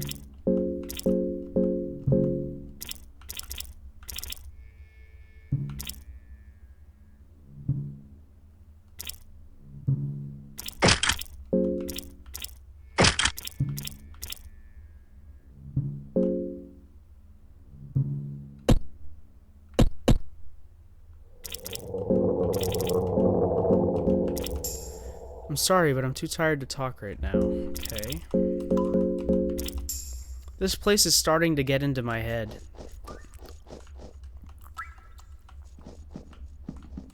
Okay, the crow mauler is like literally right there. I don't even want to risk that. Not only is the crow mauler there, but one of those lizard things are there too.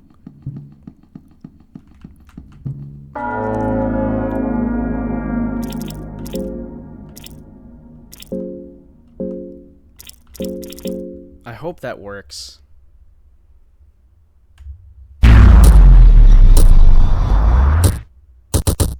Oh, it actually does. Sick.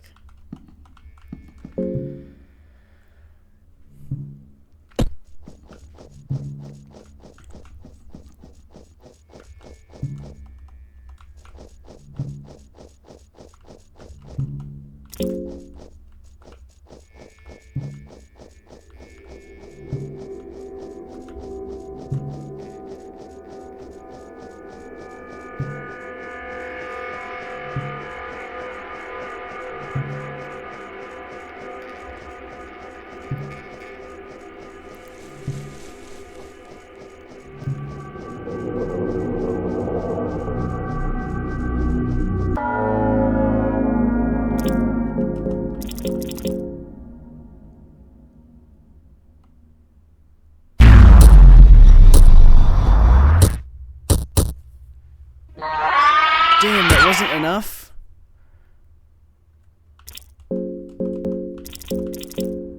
Well, that's no good.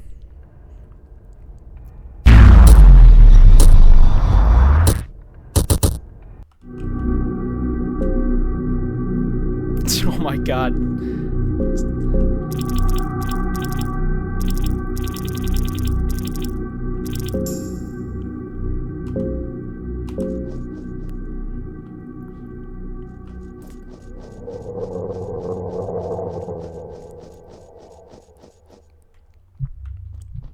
You realize you've delved too deep.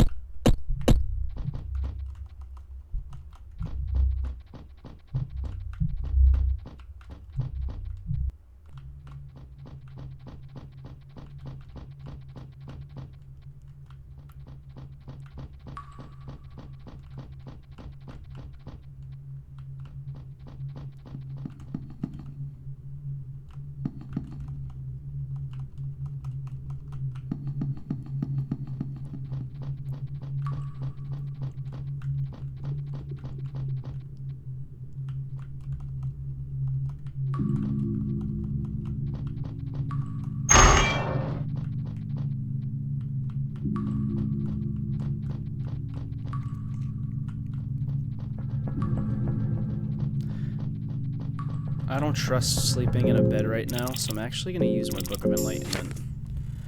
The book radiates light in every color of the spectrum. You feel like your journey has just began, as if your existence before this very moment has been like watching someone else entirely. You feel a perspective shift in your surroundings, as if everything was to shrink, or perhaps you were to ascend higher. You gain a better understanding of yourself. The link between your mind and your body has started its deterioration. You feel closer to enlightenment. As you finish reading the book, it crumbles into dust before your very eyes.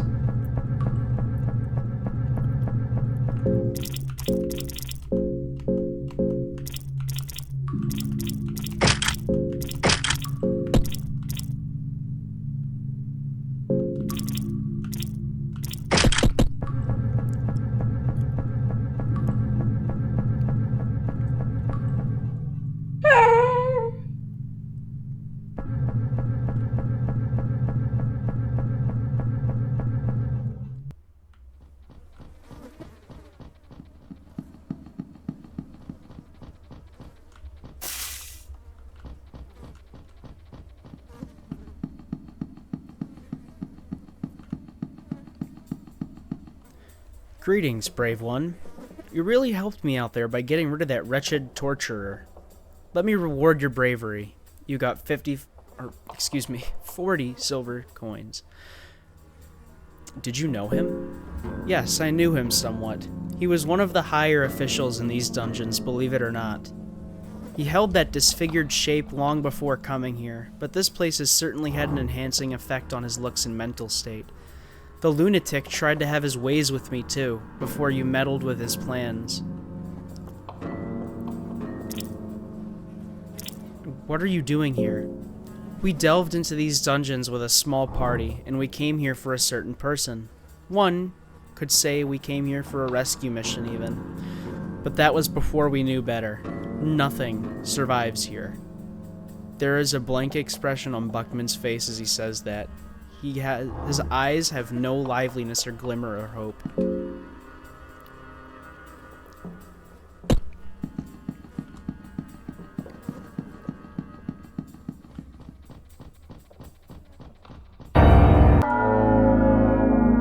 The Iron Shakespeare stumbles from the shadows.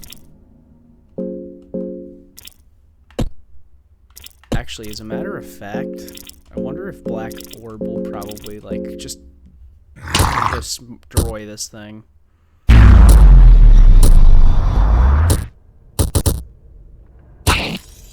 Yeah, I figured as much.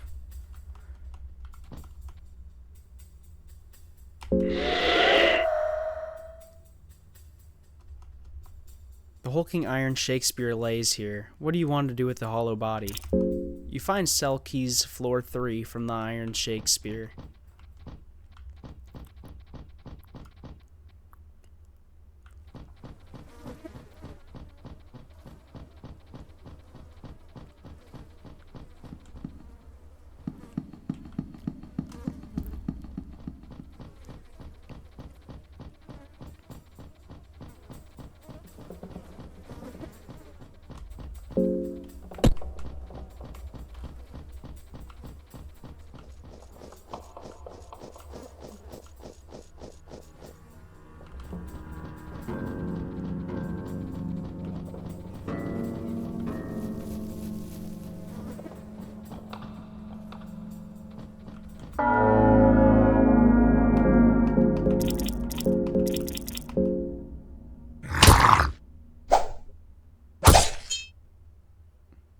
Are you serious?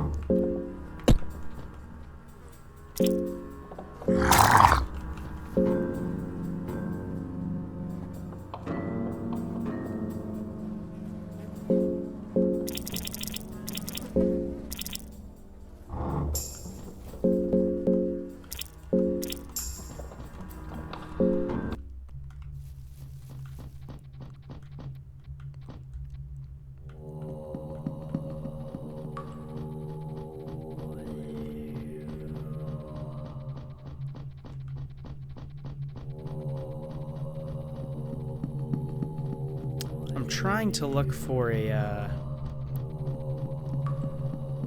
altar, but I can't remember for the life of me anywhere where one is. I know there's one on the other side of the building, but I wanted to know if there was one here, but there probably isn't. It's probably in this other side.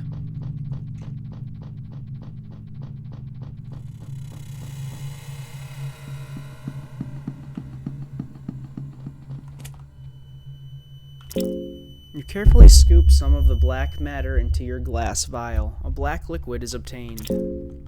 Let's get a bunch of those. However many I can, anyway.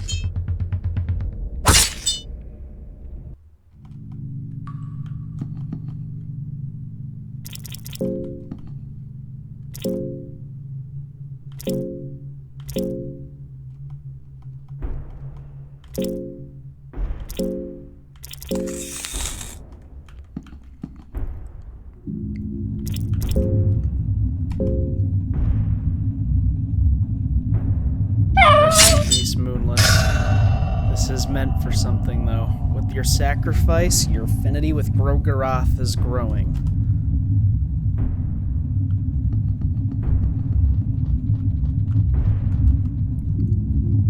The mysterious man looks like a war veteran almost. His right arm seems to be missing, and there's something very intimidating in his stature. Who are you?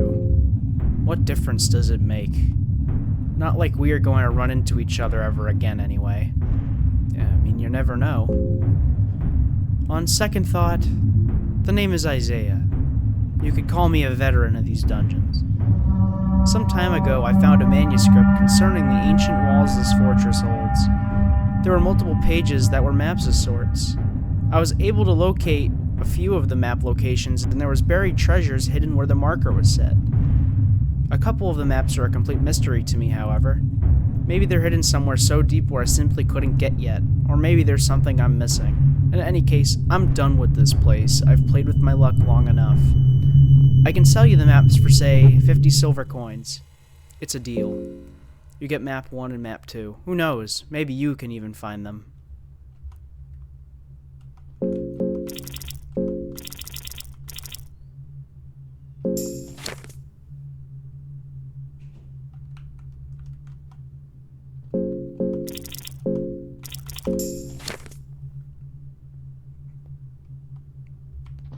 Okay. They're not very specific maps, but whatever.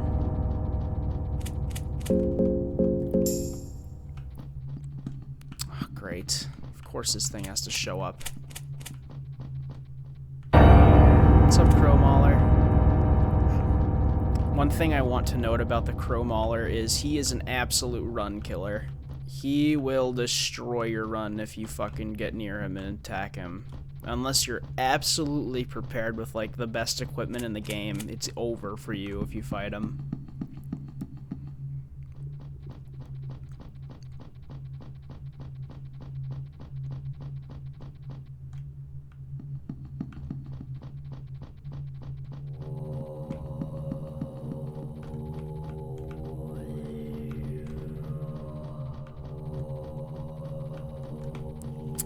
Great.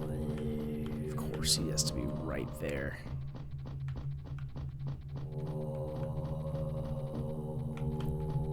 I mean, I don't necessarily have to go that way to get to where I need to go. I could just drop down the well and go to the prisons through there. I think that would actually be faster, too.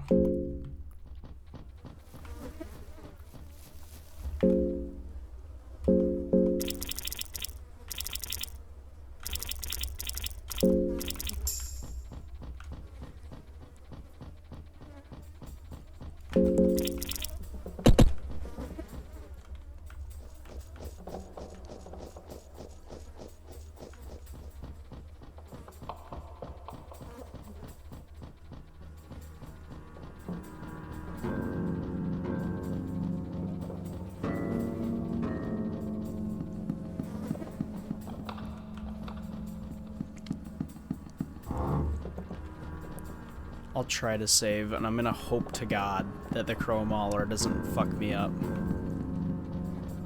I would be so heartbroken if that killed me.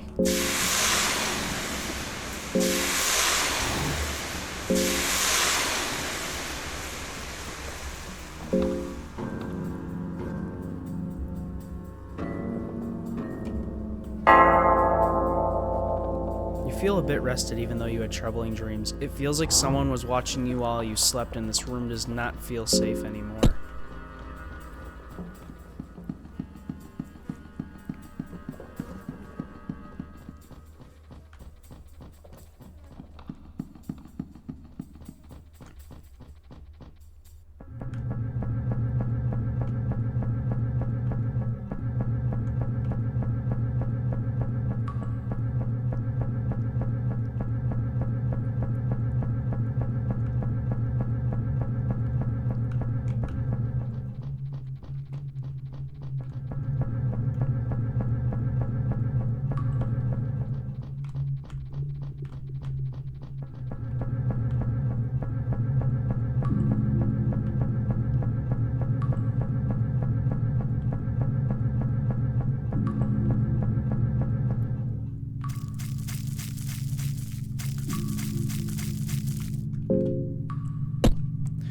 There's a pile of corpse and guts here.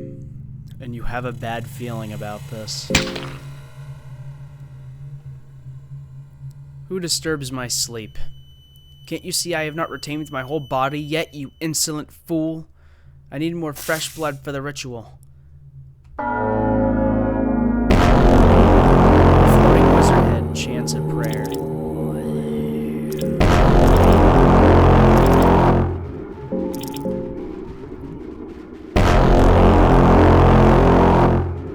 Oh, what do I see? You seem to possess an eclipse dance. That means you have slain one of my miserable pupils. Don't let it fool you into thinking that you are anything worthwhile in my eyes because of such a feat. I'm the great wizard of the eastern sanctuaries, Nasara, the bringer of chaos. I use my pupils like the queen ant uses her workers just to expand my reign.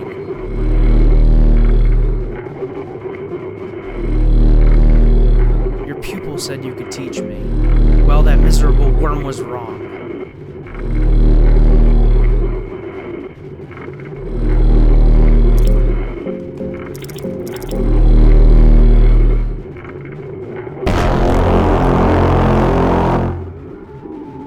You still waste your time talking to me.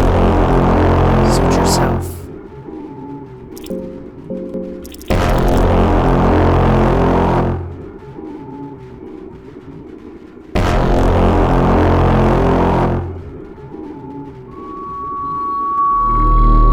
I admire your foolish bravery. Tell me, why are you here in this darkness? I feel like there's something greater waiting in the depths. Is that so? I noticed that little cube of yours. I wasn't expecting a worm like yourself to be carrying an item of that big importance. I could give you the honor of kneeling before me, if you are interested. I am interested. Too bad I don't have a body no more. I would make you perform other tasks as well. I go by many titles, but you can call me Nasara, the doom and terror of modern man. I hate the idea that I'd have a brainless maggot like you following me as a pupil, but I might as well just need you this once. You see what I want? I need to destroy the reign of the new gods. I want to rip off their spines and watch them slump down, limp and feeble. I want to watch them bleed while they're squashed by the very same arrogance that helped them rise to power. But my strength isn't quite the same as it once was. Make no mistake that I would crush you like the worm you are. But to get the job done, I need my body back, and there should be a way to do that in the ancient city that's below these ruins. I want you to aid me there.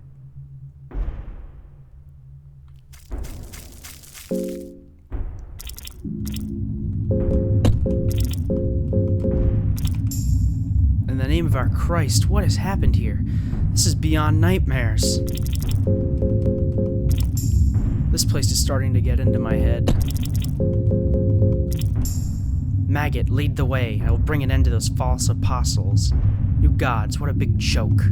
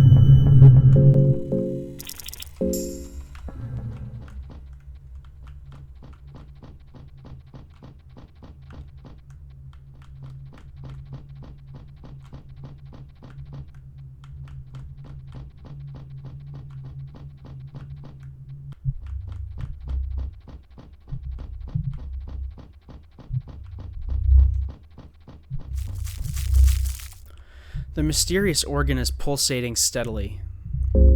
You cannot quite tell what this organ is, but there are veins coming from it and burrowing underground. It seems like it's connected to something bigger. You cut the veins open, and some purple liquid seeps from the open cut. The organ stopped moving, although you can still see some movement in the veins, suggesting that whatever it is connected to, this thing continues to live.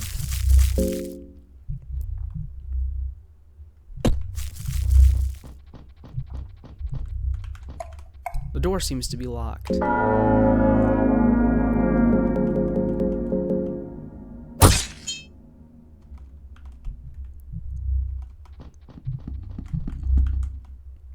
Oh, you again. I'm surprised to see you alive, to be honest. Are we really having this conversation? No, we are not. What is this place? We are at the gateway to the darkness. These are the last man-made walls you are about to see. To delve any deeper would be suicide.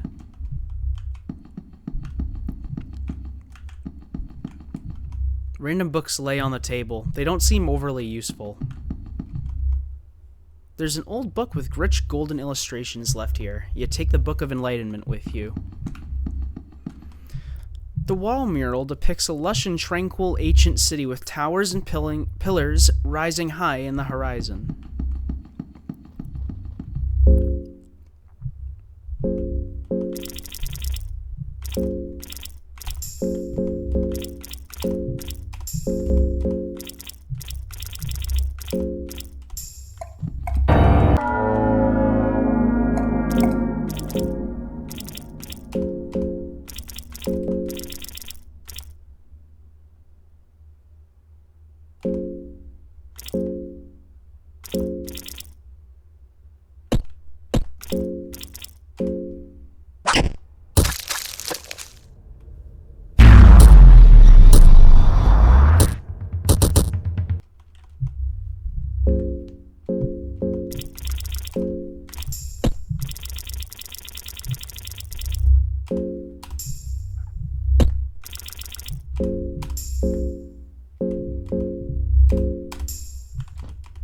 You could use the soul stone here. No. You could devour the remains of the dead lurch. No. Let's search him. The night lurch seems to be holding on to something shiny tightly in his palms. You find silver coins from the palm of the night lurch's hand. It was holding on to them very tightly. Let's skin him. You took the pale skin.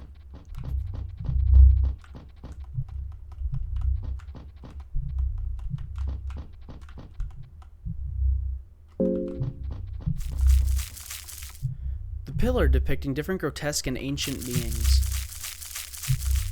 The elite guard looks on you with disgust.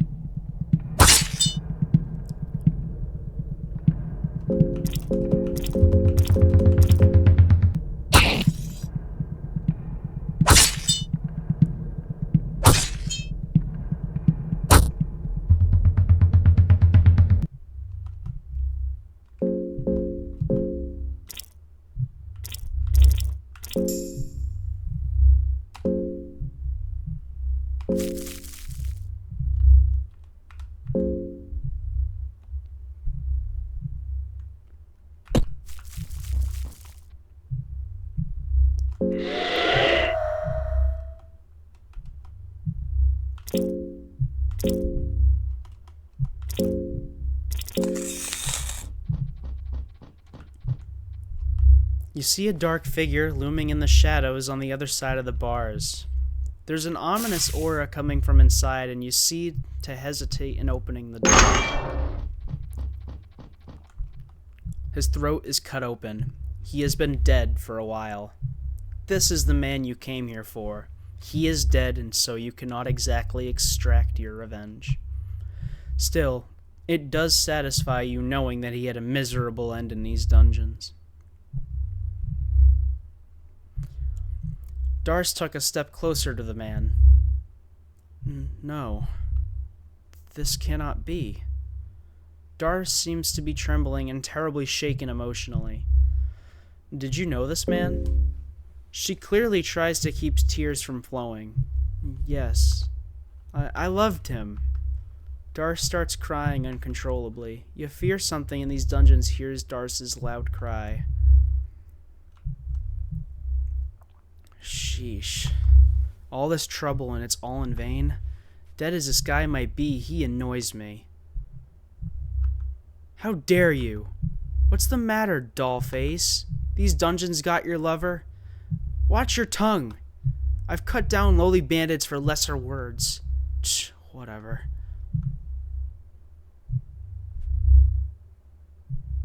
Your task in the dungeons is done. There is little to no reason in staying here any longer.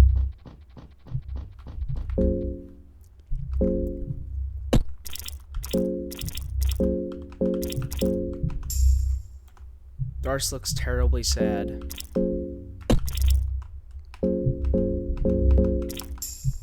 This place is starting to get into... Alright, yeah, same thing.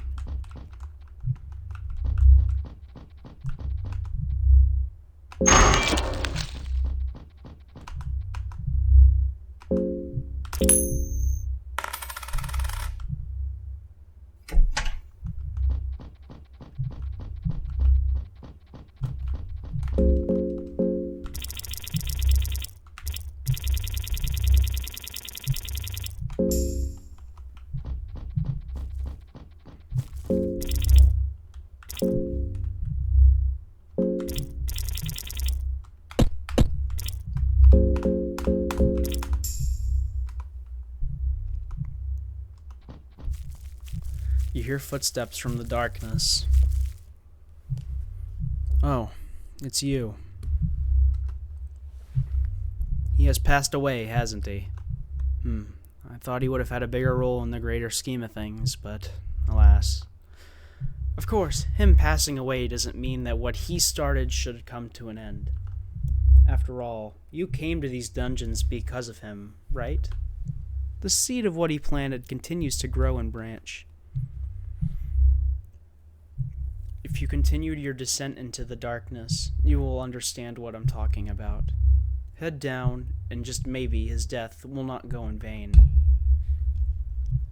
There's certainly an interesting bunch of people gathered here today. Well, that's my 2 cents anyway. Take from it what you want. Bye.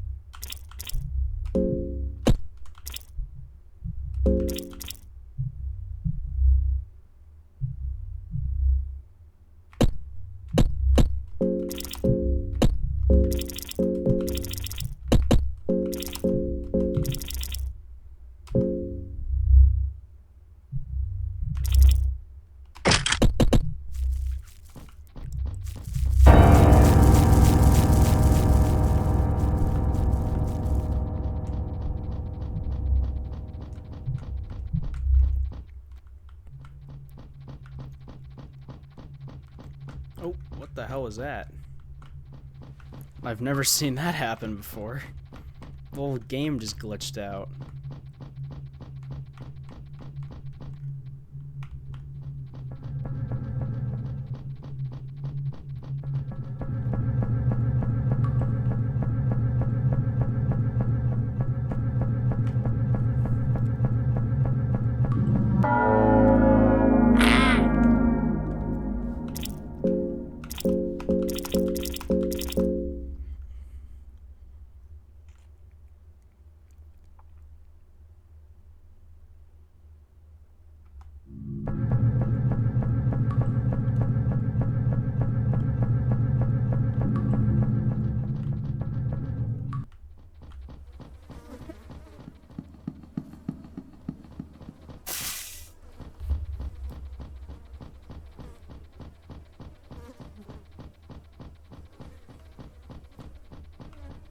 This is probably gonna be one of the longest videos I've ever recorded.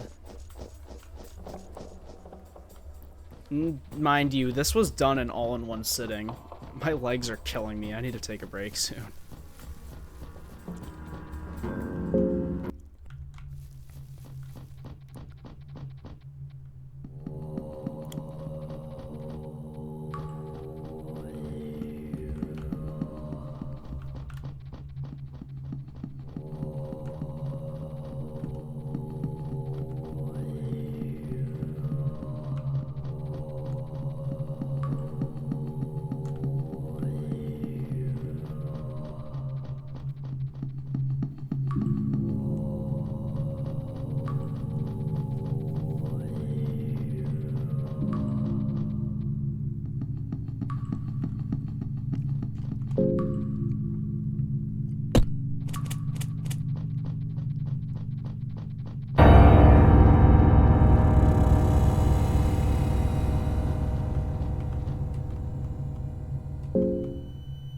How many of those do I have?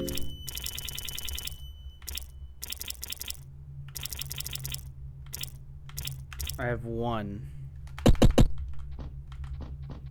So I'm not gonna do that because I need to get access to the other hexen, because the only other one that I have access to is the one in the caverns, or the mines, and I don't feel like going all the way back down there.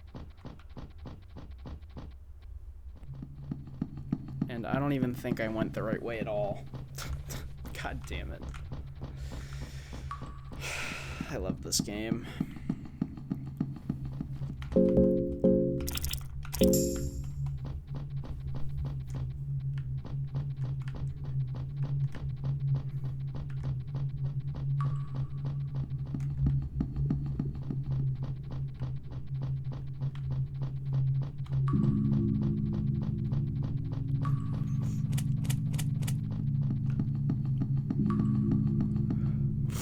I'm on a goose chase right now to figure out how the hell to get back to that door.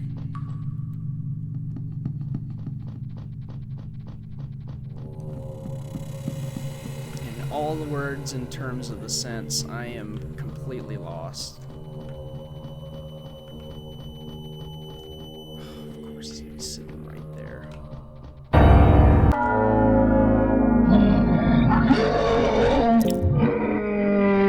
I feel like we should take care of him while we can.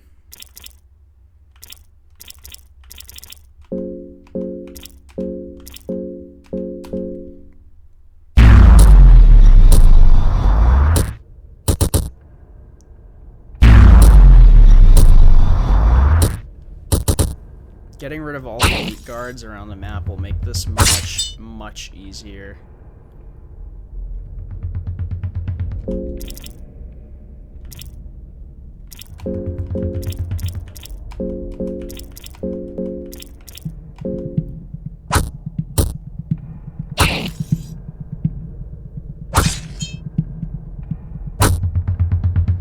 Great. Oh god damn it.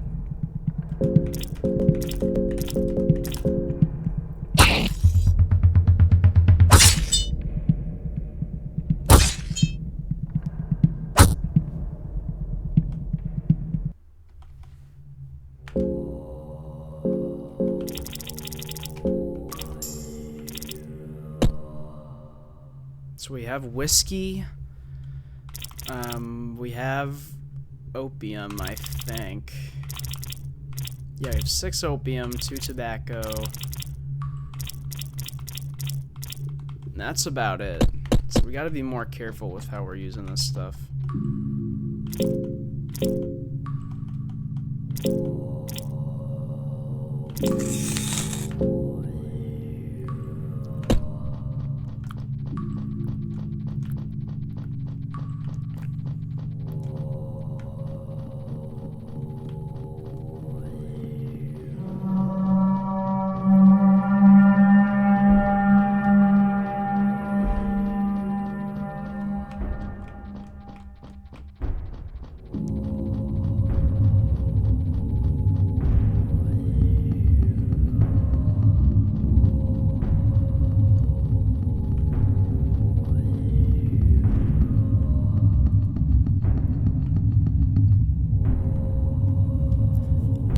Listen, I can't go on anymore. I need a break from all of this.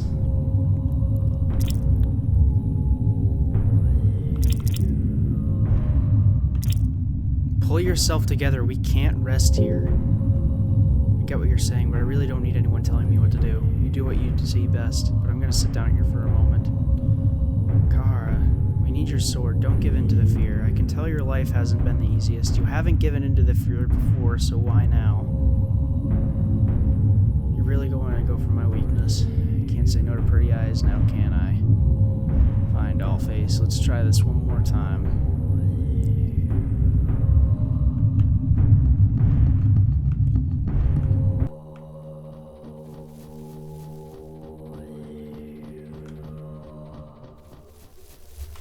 Before I attempt this again, I'm going to use a Book of Enlightenment.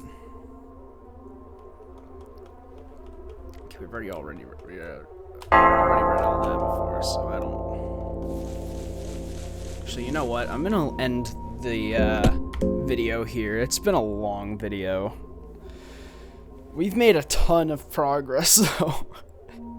This is going to be like a 3-hour long video. Oh, man. Alright, well, I hope you guys enjoyed the commentary. But yeah, see you in the next one.